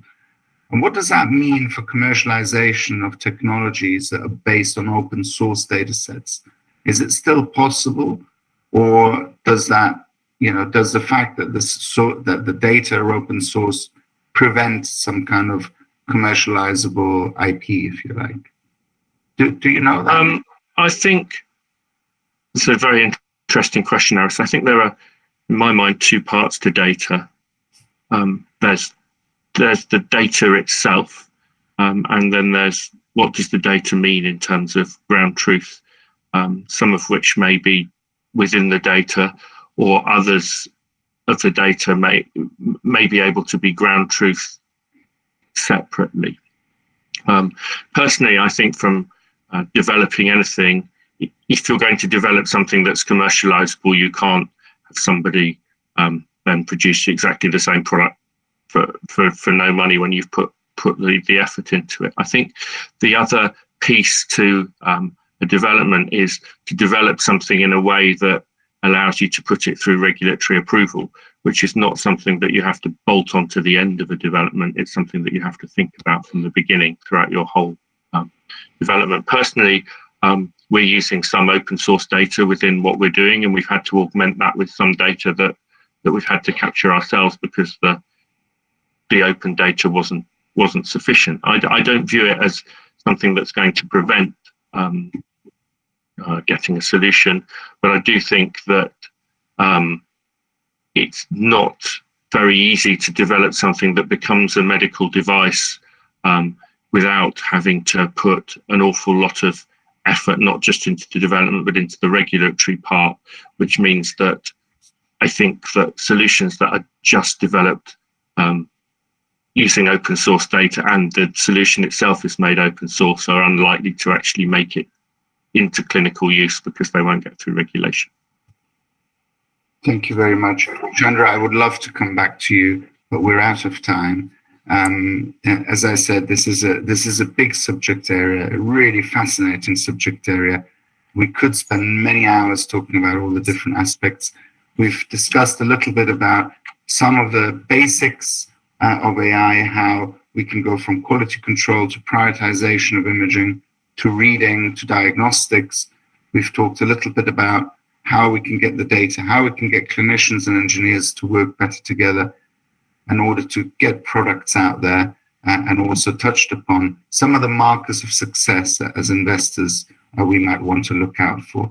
I'd love to thank the panel this morning. I'd like to thank in particular Suresh and the entire team for the kind invitation to talk today. And we look forward to seeing you, hopefully in person in the near future, in order to discuss and take some of these things forward more actively. And Nick and Chandra, thank you so much. And thank you, everyone. Thank you, Aris. Thank you. Thank you, everyone. Thank you, Aris. Thank you, everyone. Bye-bye. Thank you so much. Thank you so much for this great discussion, and we are thankful for the knowledge and insights you've shared with us on the advances and innovations made on the medical imaging techniques. Thank you. And we also have another startup of us, Cornerstone Devices Private Limited with us today to demonstrate their product. Mr. Jagadeshan will be walking us through their product. So since we are running out of time, it would be helpful if you could do the demonstration within 3 to 5 minutes. Over to you, sir. Thank you.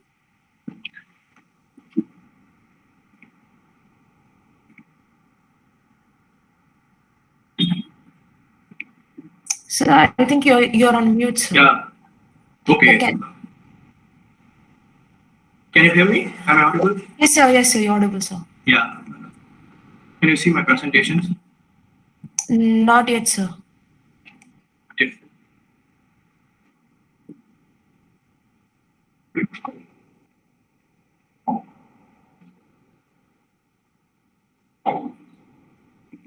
Yeah, now can you see? Yes, sir. Yeah, okay.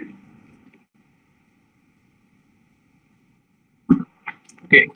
I'm Jagdish from Cornerstone Devices Private Limited. I am here to present about our innovation, HTIC, which is CT guided needle navigation device.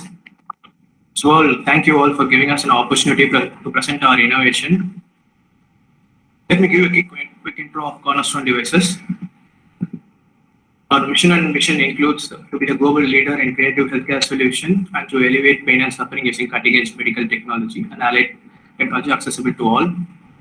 This is our roadmap. HTIC ideation was started at the year 2015. Our founder faced some complications in the existing method, the CT-guided intervention, the field of CT-guided intervention. So to overcome this, HTIC was invented. So in the year of 2016, our first prototype was developed with over 50 plus simulations on a mannequin and followed by first human trial with all proper documentation. And we registered for the Indian patent in the same year. And moving on to 2017, our company got registered and we applied for the China patent. And we won the Best Innovation Award, Gold Award in the Medicall, which was conducted by Medicall. Moving to 2018, we are proud to say that we got incubated in IIT Madras and it was funded by BIRAC. In 2019, our Indian patent got granted and we installed our device at CMC Vellore for clinical validation. And later, our technology was licensed with VTitan. In 2020, was a period where the pandemic hit, so we didn't want to be quiet. So we innovated 4 products which was related to COVID. Some of them are e-visor, ultrasound screen, Mobiash, and Zentap. And we are currently working on the prototypes. Okay. Now let's see the problem statement which we solved. Why we need a solution. Okay. We all know that cancer is one of the most life-threatening disease which increases life expectancy. There's a statistic that 9.3 million new cancer cases registered in 2020 with mortality rate of 9.9 million. We can see that the lung cancer holds a bit, which is 11.4%, it's quite high. To reduce the mortality rate, we have to do an early diagnosis, which improves the betterment, which gives a successful outcome of the treatment. So currently, CT-guided intervention is a solution in most of the case.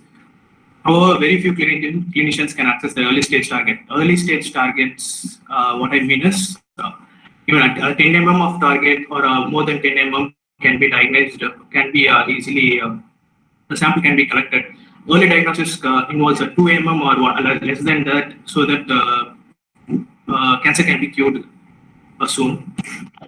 So the problems, the problem or the complications that were we handle this procedure requires high skill and high experience. Most of the needle insertion were done blind. Blind meaning it's a trial and error method, which is the doctor takes the CT scan of the patient and he measures the anatomy of the patient in his mind, and he guides by calculating the patterns. He guides the needle manually. So there is he inserts the needle CMR2 and it takes a check scan. And if the needle entry is correct, the trajectory is correct, he inserts the needle again and they take another CT scan. So repeatedly, there is a large amount of radiation exposure. If the trap is correct, the needle entry is correct, it's okay. If it's not correct, it will be hitting a vital organ, which causes too many complications and even may lead to death. So you can see our device. This is HTIC, which is mounted on a rail which is parallel to the CT. And this is our important component in our device, which holds 4 LEDs, 2 lasers, and a central camera, which guides the doctor confidently to insert the needle. And this is a HTIC console. Here we receive the DICOM image from the CT console, and the planning is done in our console, in High-Note console. Now, let me show you a demo that how our device works and how our device guides the doctor to perform the needle entry.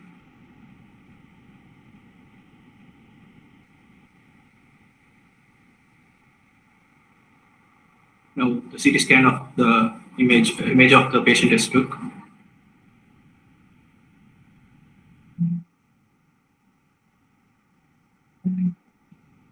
The desired entry point is marked on the patient skin.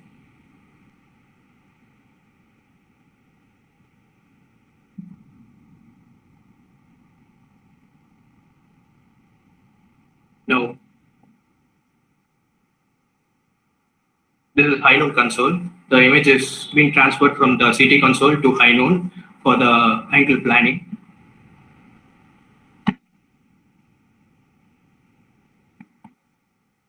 So the doctor clicks entry and places over the desired entry point. And it clicks target and places over the area of interest, the lesion. Collect the sample. Now, after hitting the calculate button, we will receive the angulations. Interested. We really need to wrap up, please. It's a demo I want. I don't want the background of the company. It's not a, So can you wrap it up 1 minute?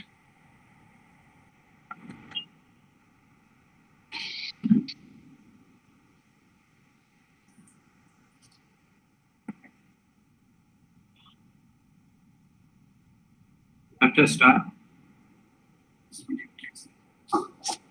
the angle is being calculated. Okay.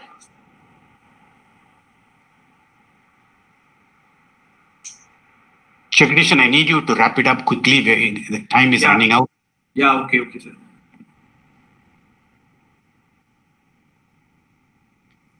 Because I've got a couple of doctors who need to go to clinic. Okay. I'll just the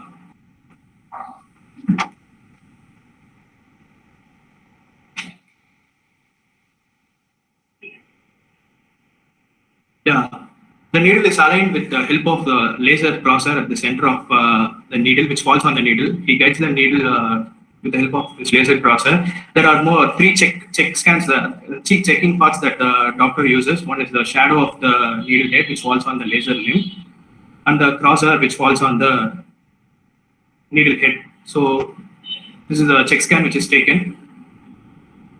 See, the doctor has hit the target. Now the tissue has been collected.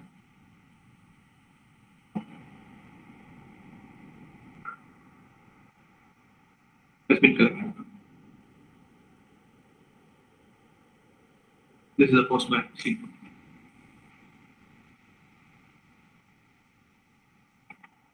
Okay. Our solution, this is the advantages of the solution, which guides the clinician to confidently and accurately hit the target. It doesn't interrupt the workflow of the doctor. That is, it does the procedure with the freehand method. Our device just guides the doctor how to insert the needle correctly with the correct angle. There is no extra procedure time, so the radiation, optimal use of CT, so the radiation is reduced. Cost of devices. So these are all the. We don't need to go through all this now. I really am sorry, but we are running really out of time, and I don't want to miss the two doctors. Okay. I know because today I asked someone to chair. They're doing it for the first time. They had not been able to manage time well, and that's why I'm taking it from here. So she's done it for the first time. She's done a great job, but timing wise, we've run out a little bit. That's fine. It's always the first time. Okay, I'm going to get Virendra. I'm so sorry. I can only give you half the time that we had agreed. So I can only give you 10 minutes because you said you have to get into clinic, and then I have the other doctor. She has to catch a flight. So if you could do that's absolutely fine. Yeah, no worries. 10 minutes. She could do her 2 case studies, and we can wrap it up well and nicely for the next half hour. Okay, sure.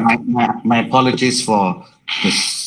No worries. I've informed to my hospital already, so I'll be a bit late. It's okay. Thank you. No worries.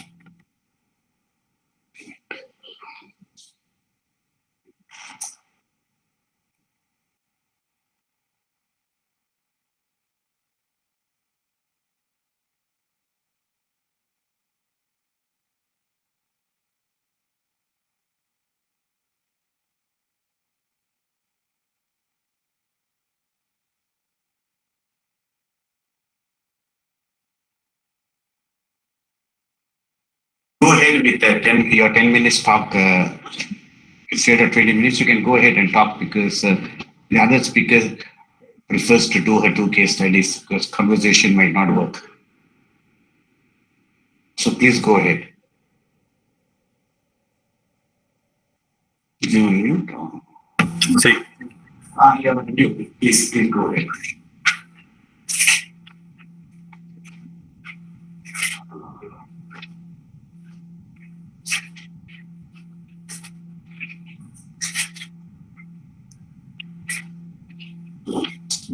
Narendra, you can start with your 10 minutes. There's no problem. You can speak. Yeah. Yeah. Please go ahead because we're not able to hear you. Oh, just a second. So. Sorry. No worries.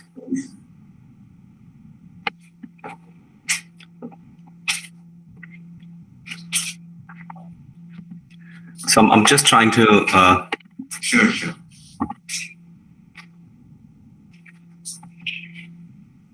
I'm not sure if you can see it. No. Nothing has come up. Nothing has come up as yet. Yeah. How about can you see anything now? Unfortunately not. Now we can. You can see it now. Yeah, brilliant. Oh, so superb then. So I'll just quickly start on. I'll just literally take 10 minutes to finish my talk. Please, thank you so much. Just put it in a presentation mode, please. Yeah, great. Yeah. Brilliant. So I'll be talking about clinical applications of multicolor imaging technology. So it just a bit of background. So this is a typical radiologist setup, everything dark, black and white, and this is where we work. Typical X-ray image, CT scan image, MRI image, and ultrasound image. These all images give us 90% of the information, and this is the basic principle where we use X-rays, ultrasound, sound rays, and magnetic resonance principles, basically. But radiology too is colorful, so I'm just going to talk a bit about a few colorful modalities or the principles which we use or exploit these modalities to help with our learning. So in ultrasound, we explore color Doppler and elastography. In CT, we use perfusion, angiography. MRI, there is a bold imaging, tectography, perfusion imaging, and angiography. And the functional imaging like PET, CT, and SPECT. Every modality in color is based on different principle of physics, and it is not the ultrasound red color means the same red in the SPECT or CT. So we have to be very, very about those things. So if I start with just the clinical applications of ultrasound Doppler, color Doppler, so it tells about the presence or absence of flow, which is very important to know if a particular organ is infarcted, if there is a proper blood flow or not. It can also help us knowing if there is a DVT or not. Direction of flow tells us about diagnosing, helps with the diagnosing of pseudoaneurysms, cirrhosis like portal hypertension. It tells about the velocity of the flow in blood vessels like stenosis and plaques. We can detect those things. And simply a few artifacts of the same imaging which we are using can be actually helpful in diagnosing few things. So twinkling artery is one of the things which helps in detecting the stone. So these are images of testes, and again, this is the same bilateral testicles we can see. So imaging by this color Doppler imaging, what we can differentiate is this is a normal picture of a right testicle where we see a bit of color flow. But when the patient presents with a pain in the testicles, there could be two differentials. One is torsion, that there is absence of blood flow, which need immediate intervention, and we need to do surgical exploration of the testicles. The other one is just the inflammation. So we can see when there is inflammation, that will increase in the color flow, and when there is torsion, it'll be absence of the color flow. So this is a very quick method of diagnosing things. So this is a additional feature in just the B scan or B mode ultrasound, where we can detect additional features by doing this thing. Similarly, if you see a cystic lesion, just by putting this feature, we know that there is a flow inside the cyst or the hyperchoic lesion. That means there is something wrong with this. And at the same time, this very characteristic feature like yin-yang flow can tell us that this is a pseudoaneurysm. So there are things which we can really use to diagnose in acute setup to reach to a final diagnosis. Another example where direction of flow is really helping us with the diagnosis. So for example, this is a liver scan where we see the portal vein flow upwards, red color. While in case of cirrhosis, liver is shrunken, there's large ascites.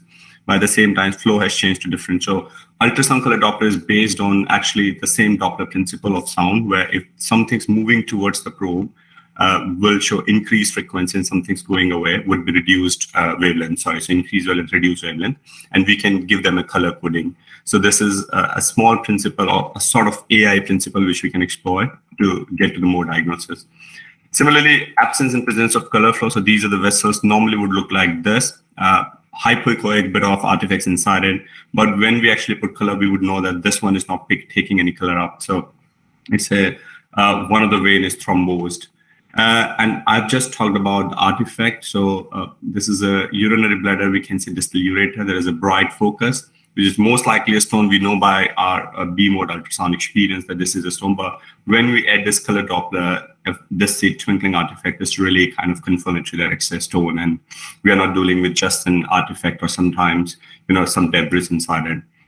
One more thing is ultrasound elastography, where which exploits the strain properties of the tissue, where we get to know that that particular tissue has got what kind of hardness. So this is a B mode imaging. This is what we used to see earlier, but just by new technologies or maybe one of the form of artificial intelligence, we exploit tissue texture properties and we give them color coding. And with that, we know that this particular tissue is very hard as compared to the surrounding tissue. And when we are dealing with some hard tissue, so this is imaging the breast, and we possibly are dealing with a malignancy. So like ultrasound elastography, the clinical applications could be differentiating malignant and benign neoplasms, identifying early traumatic changes in muscle tendons to pick up xanthomas. It is really helpful to decide biopsy sites as well, because the tissue which is more harder, we should target that one instead of which is a softer one, because targeting most aggressive would be helpful.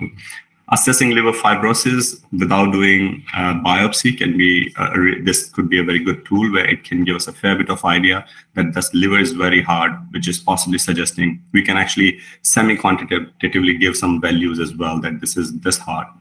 Then other things like thyroid nodules and pancreatic nodules, a lot of things are there where we can explore this ultrasound. When we come to the CT perfusion imaging, so CT perfusion imaging is actually exploiting the flow of blood or the flow of RBCs within the blood vessels.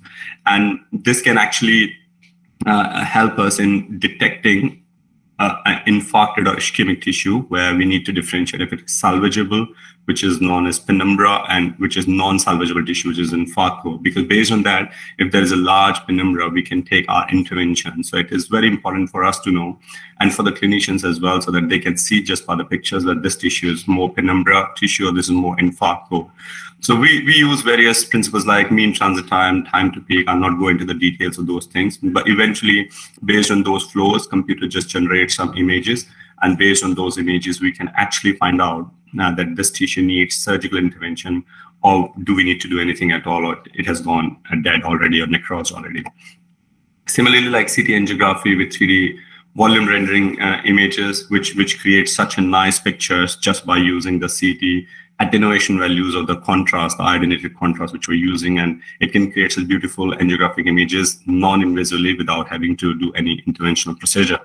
And it can generate such images which can tell us like proper stenosis there, and we know that we need to what we need to do from here. So stenosis, abnormal anatomy, aneurysms, thrombosis, everything can be diagnosed based on this thing. So this is an example of coronary angiogram where exactly like this renal angiogram, we can pick the stenosis and plaques within the coronary arteries, which used to be otherwise an invasive procedure using coronary angiograms more invasively. But CT has transformed these things completely.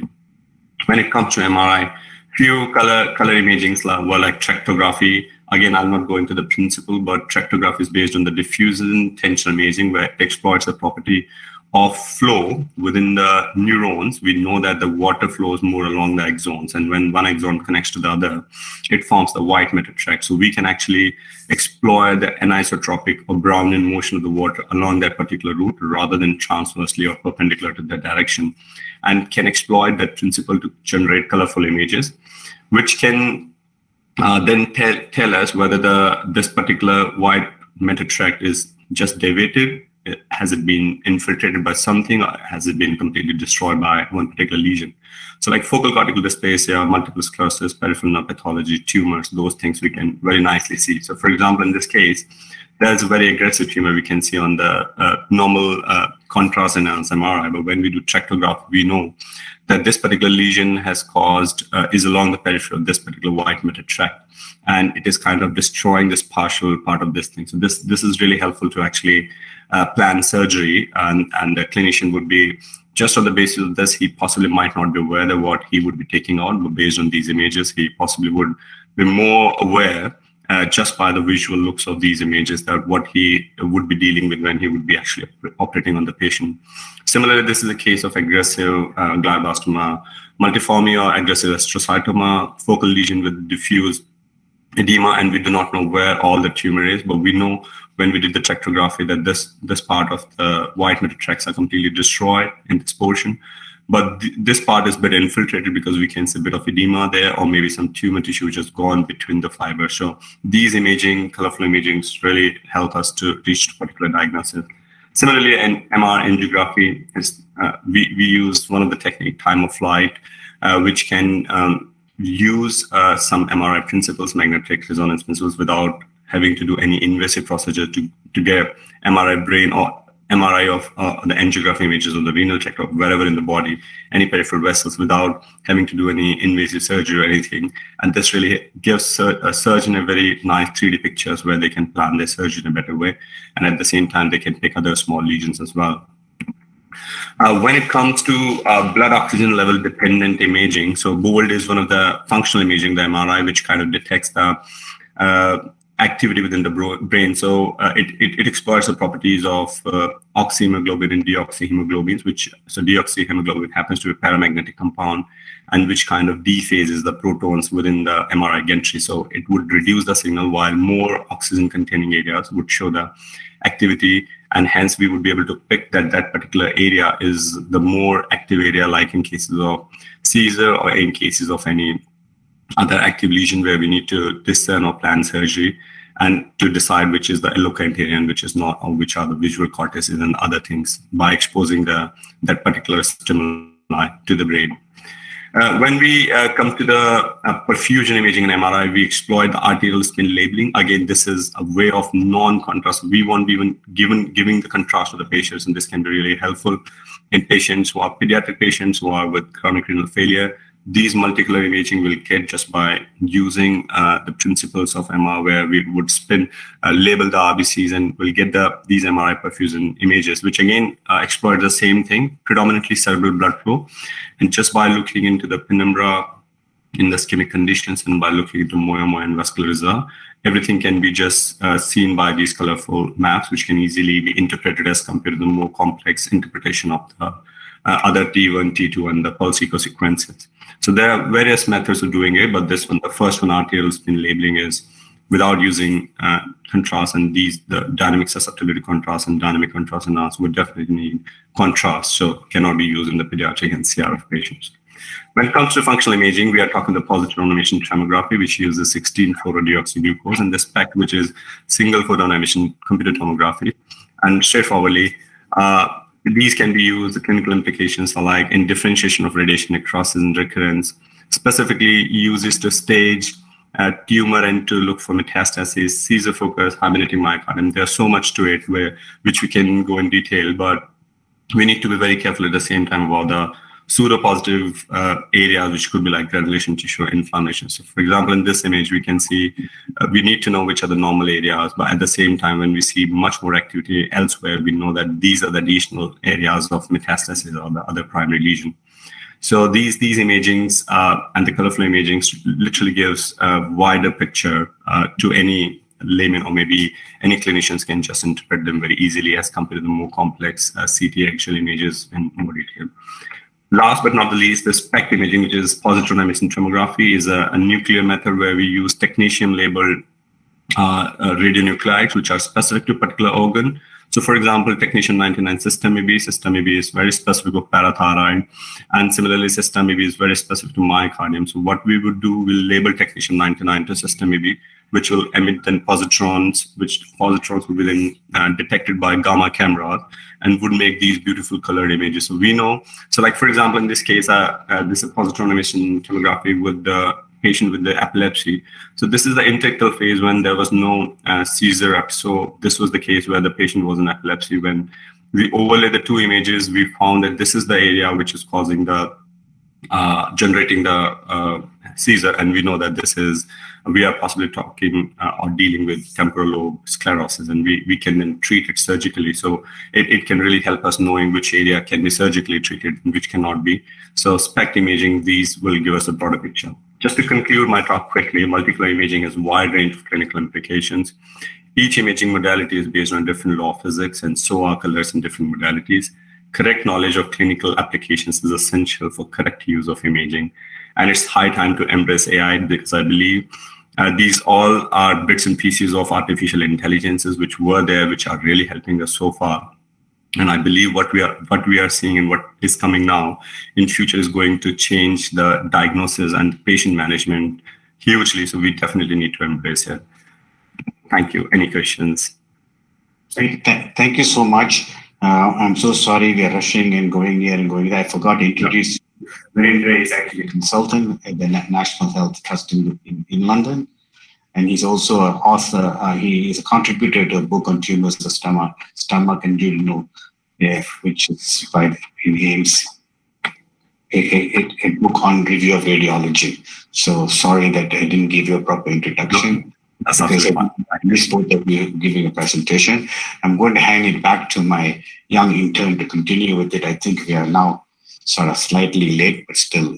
So back to Sunita to take the last speaker. And thank you so much, Javinda. I'll catch up with you soon. Thank you so much. Thank you so much for giving us the opportunity. Thank you. Thank you, sir. Next up, the final session of the day, an expert talk by Dr. Archita Goyal, MBBS MD, Radiodiagnosis, Fellow MRI and Cardiac Imaging, SSS IHMS, Fellow MSK RADED Asia Mini Fellowship. She has 4.5 years of post-PG and teaching experience at Sri Satya Sai Institute of Higher Medical Sciences, Bangalore, GV Pant Hospital, New Delhi, with multiple research publications and book chapters. Her special interests are in MRI and cardiac imaging. She is here to share her experiences via case studies. Welcome, ma'am.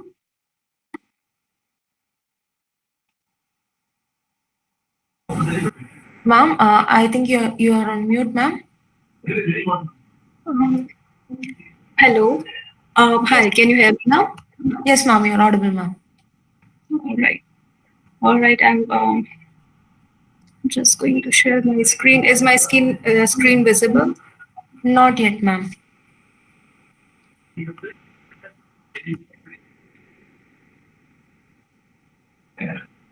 Yes, ma'am, it's visible now.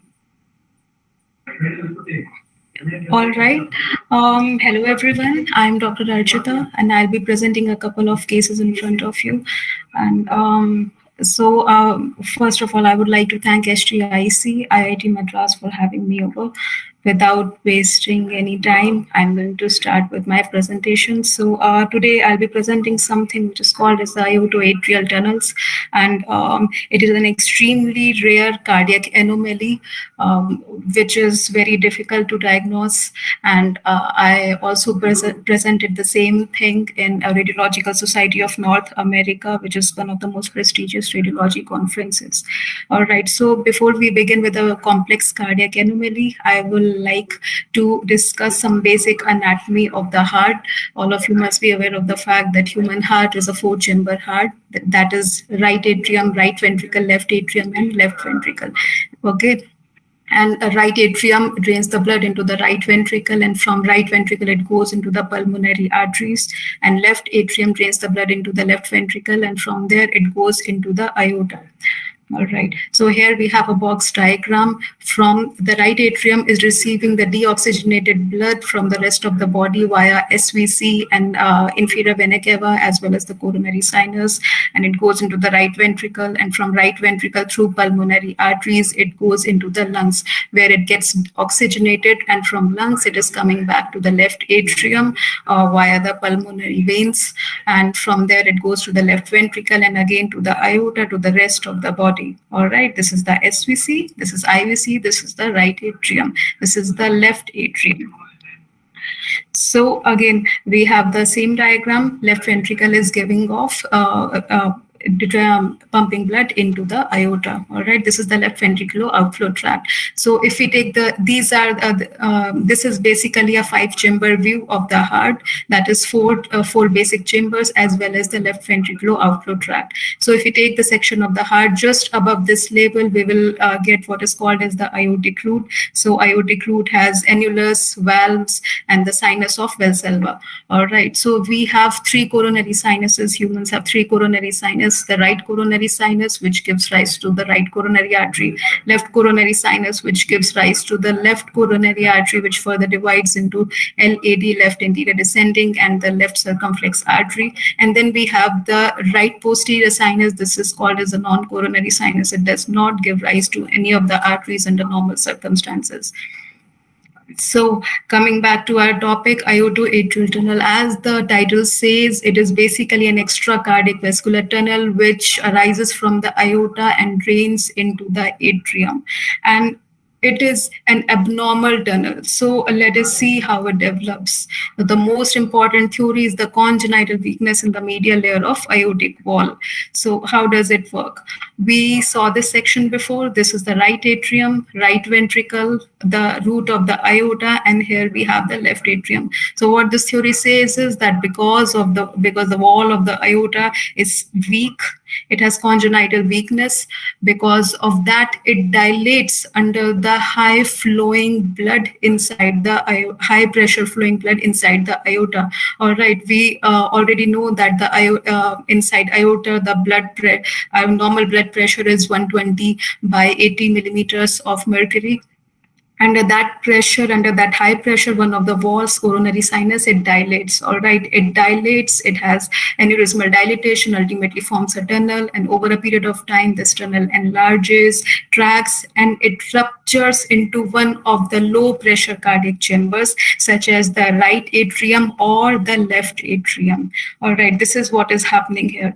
And the other theory, what it says is that these are the sinonodal arteries, all right, SA-nodal arteries. What it says is that there is aneurysmal dilatation of a SA-nodal artery. So normally we have just one SA-nodal artery. This is basically an anomaly, not an anomaly, a variant, a duplication of the SA-nodal artery. This is not an accepted theory. So coming to the case. So here we have a 13-year-old female child with recurrent respiratory tract infection, exertional palpitation, and dyspnea. So again, we saw this image previously. This is the right atrium. This is the right ventricle. This is the left atrium. CT was done for this patient. And what we see is that the right coronary, this is the right coronary sinus, and it is giving off to the right, giving rise to the right coronary artery. And here we see that from the left coronary sinus, we have a vascular tunnel, which is arising from the left coronary sinus, and it has a retro-aortic course, that is, it is coursing posterior to the aorta, and it shows up some part of narrowing, and then it shows aneurysmal dilatation, and ultimately it goes and ruptures into the right atrium. All right. So what all is happening here? First of all, we already know that the right atrium is carrying the deoxygenated blood. So basically left to right shunting is happening. Oxygenated blood from the aorta is going and mixing with the right atrial deoxygenated blood.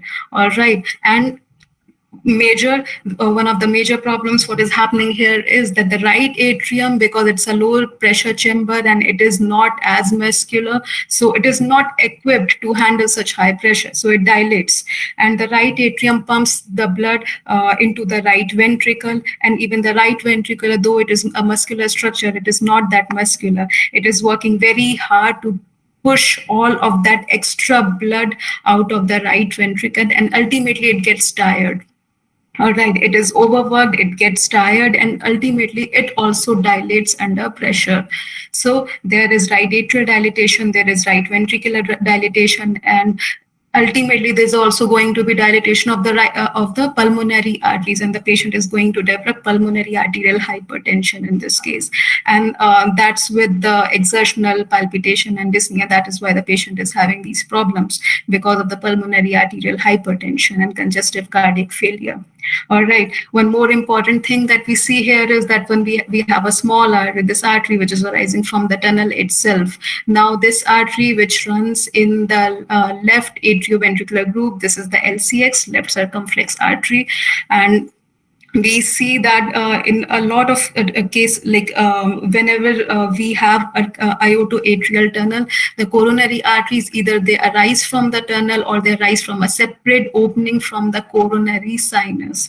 All right. And this tunnel, it does not give off any myocardial branches. It does not follow the normal course of the coronary artery as in case of coronary cameral fistulas. So this is one important point of differentiation. Here we have the VRT images explaining the same thing. Here we have the LED which is arising from the tunnel itself, and here we have the LCX artery, this artery. All right. So, this patient underwent catheter angiography, and we can see that the catheter has been passed into the thoracic aorta, and the tip of the catheter is in the tunnel. So once they inject the contrast, we can see that the whole tunnel is being outlined nicely, and there is spillage of the contrast in the right atrium. What else we can see is that the coronary arteries here, the coronary arteries are also arising from the tunnel. So this is kind of a confirmation of what we found. Found out on the cardiac CT images. So this this patient underwent percutaneous transcatheter vascular plug closure. Here you can see that the Amplatzer vascular plug has been deployed in the tunnel, and this plug is being placed where the tunnel has the narrowest lumen, and it is placed beyond the origin of the coronary arteries so that the patient does not have a myocardial infarction on the table. All right, so here we have another case. This is a 2-year-old male child with history of recurrent respiratory tract infection and cyanosis. Here again, we can see in the previous case, we saw that the tunnel was arising from the left coronary sinus and it had a posterior course. Here we see that the tunnel is arising from the right coronary sinus, and that's why it has an anterior course because of anatomical proximity. And here also what we can see is that the small artery is arising from the tunnel itself, and it runs in the right atrioventricular groove. That means that this is the RCA, and it is attenuated in caliber. What is happening is this tunnel is carrying blood from the high pressure structure, that is aorta, into the low pressure structure, and it is kind of stealing the blood from the coronary artery. All right, so this is an example of IO2 right atrial tunnel, the anterior type. So our cardiothoracic surgeons have been generous enough to provide us with intraoperative images. So this is the right atrium, this is the right ventricular outflow tract, and here we have the aorta, and here we have the right coronary sinus. From the right coronary sinus, this is the right IO2 atrial tunnel that is arising and draining into the right atrium. So once you lift this tunnel up, you're able to see that the right coronary artery, which is an epicardial artery, it is visible here, and this tunnel was being ligated distal to the origin of the right coronary artery. So the very diagnosis of this particular condition is the indication for treatment, because the patient is going to go for any complication in future. The patient will have congestive cardiac failure. So once you make the diagnosis, you have to treat the patient, whether it is via percutaneous transcatheter intervention, or whether you have to do you want to go for operative management. So here we have another case. This is a 22-year-old female with history of shortness of breath for 3 months duration. So again, we have the similar kind of picture. This one is the right coronary sinus. This is the non-coronary sinus, and here we have the left coronary sinus. We see a vascular tunnel which is rising from the left coronary sinus, and it is going and draining into the left atrial appendage. So normally the left atrial appendage is not so large, but here, because it is receiving the blood from aorta, okay, and the blood is flowing at high pressure, so the left atrial appendage has dilated under high pressure, okay. And in this image, you can see that left atrial appendage is communicating with the left atrium. Also, what you can see here is that this artery, so this is the interventricular group, this is the right ventricle, and here we are supposed to have the left ventricle, but because the left atrial appendage is so dilated, it has pushed down the left ventricle, so it is not visible in these images. So this one is the LAD. In this case also, the left anterior descending artery is arising from the tunnel itself. Right, and in this image we can see that there is wall calcification. This is one of the complications: aneurysmal dilatations, wall calcifications. All right, and sometimes what happens is that the dilatation is so much and there's thinning of the wall that this tunnel can rupture into one of the other cardiac vascular structures, which will increase the intraoperative mortality multiple folds. All right, so this is an example of iodo left atrial tunnel. Okay, coming to the rest of the complications, we already discussed this. In addition to all of that, the patient can also have infective endocarditis, aortic valve insufficiency, and obviously congestive cardiac failure. So why are we using cardiac CT in all of these cases? Cardiac CT is extremely important for preoperative and postoperative evaluation for the patient. We need to identify the site of origin of the tunnels, the site of drainage, the course, the site at which the diameter of the tunnel is the narrowest. It is extremely useful where you are going to do percutaneous interventions, whether the coronary arteries are arising from the tunnel itself, or where in that case either you will have to take a part of the coronary, or you will have to take the coronary artery along with the part of the tunnel and put it back into the coronary sinus so that the patient does not have myocardial infarction, because we have to preserve the coronary arteries at all costs. All right, and then we need to see at the complexity, the root, whether it has angulations, what kind of tortuosities are there, how many aneurysmal dilatations are there, whether thrombus is there or not. All of these things are to be taken into consideration. Cardiac CT also helps in, it gives an added advantage because it allows you to look at other cardiac and extra cardiac anomalies, which are usually present in such cases. And they have an impact on the post-op outcome of the patient. So, coming to the post-procedure evaluation, post-procedure, the patient may have aneurysms, thrombus, migration of the coils or devices, and other transcatheter procedure-related complications which are need to be looked into.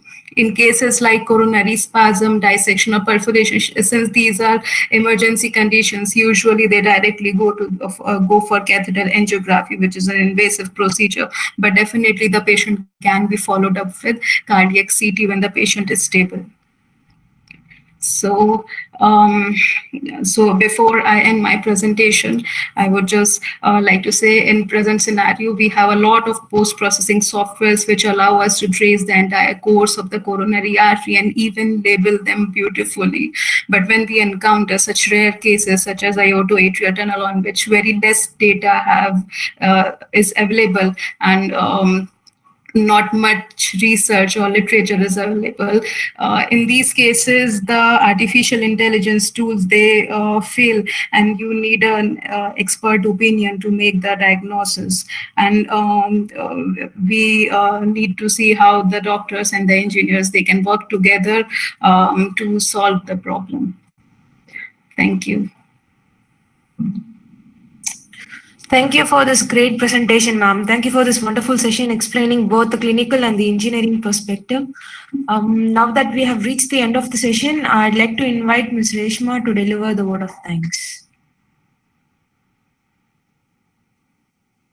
It's my pleasure to deliver the vote of thanks on behalf of IITM HTIC.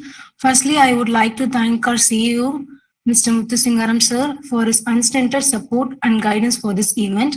I would like to thank our faculty in charge, Dr. Mohan Shankar Shivaprakasam, for his presence and his support.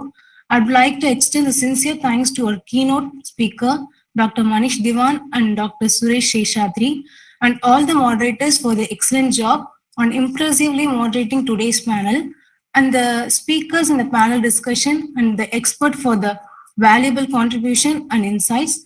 I further thankful to all the startups who have taken time to share their knowledge and demonstrate their innovation with the participants. We were pleased to have your presence. I would like to thank my colleagues, Harshini, Sumitra, Jivita, and Gayatri, who coordinate with all the participants and help in the overall management of the conclave. Finally, I would like to thank everyone present here again for the valuable time and support for making the day more memorable. Thank you. We apologize for the overrun of time. Thank you, Reshma. It was a great pleasure having you all here with us today. See you in another interesting healthcare conclave. Thank you.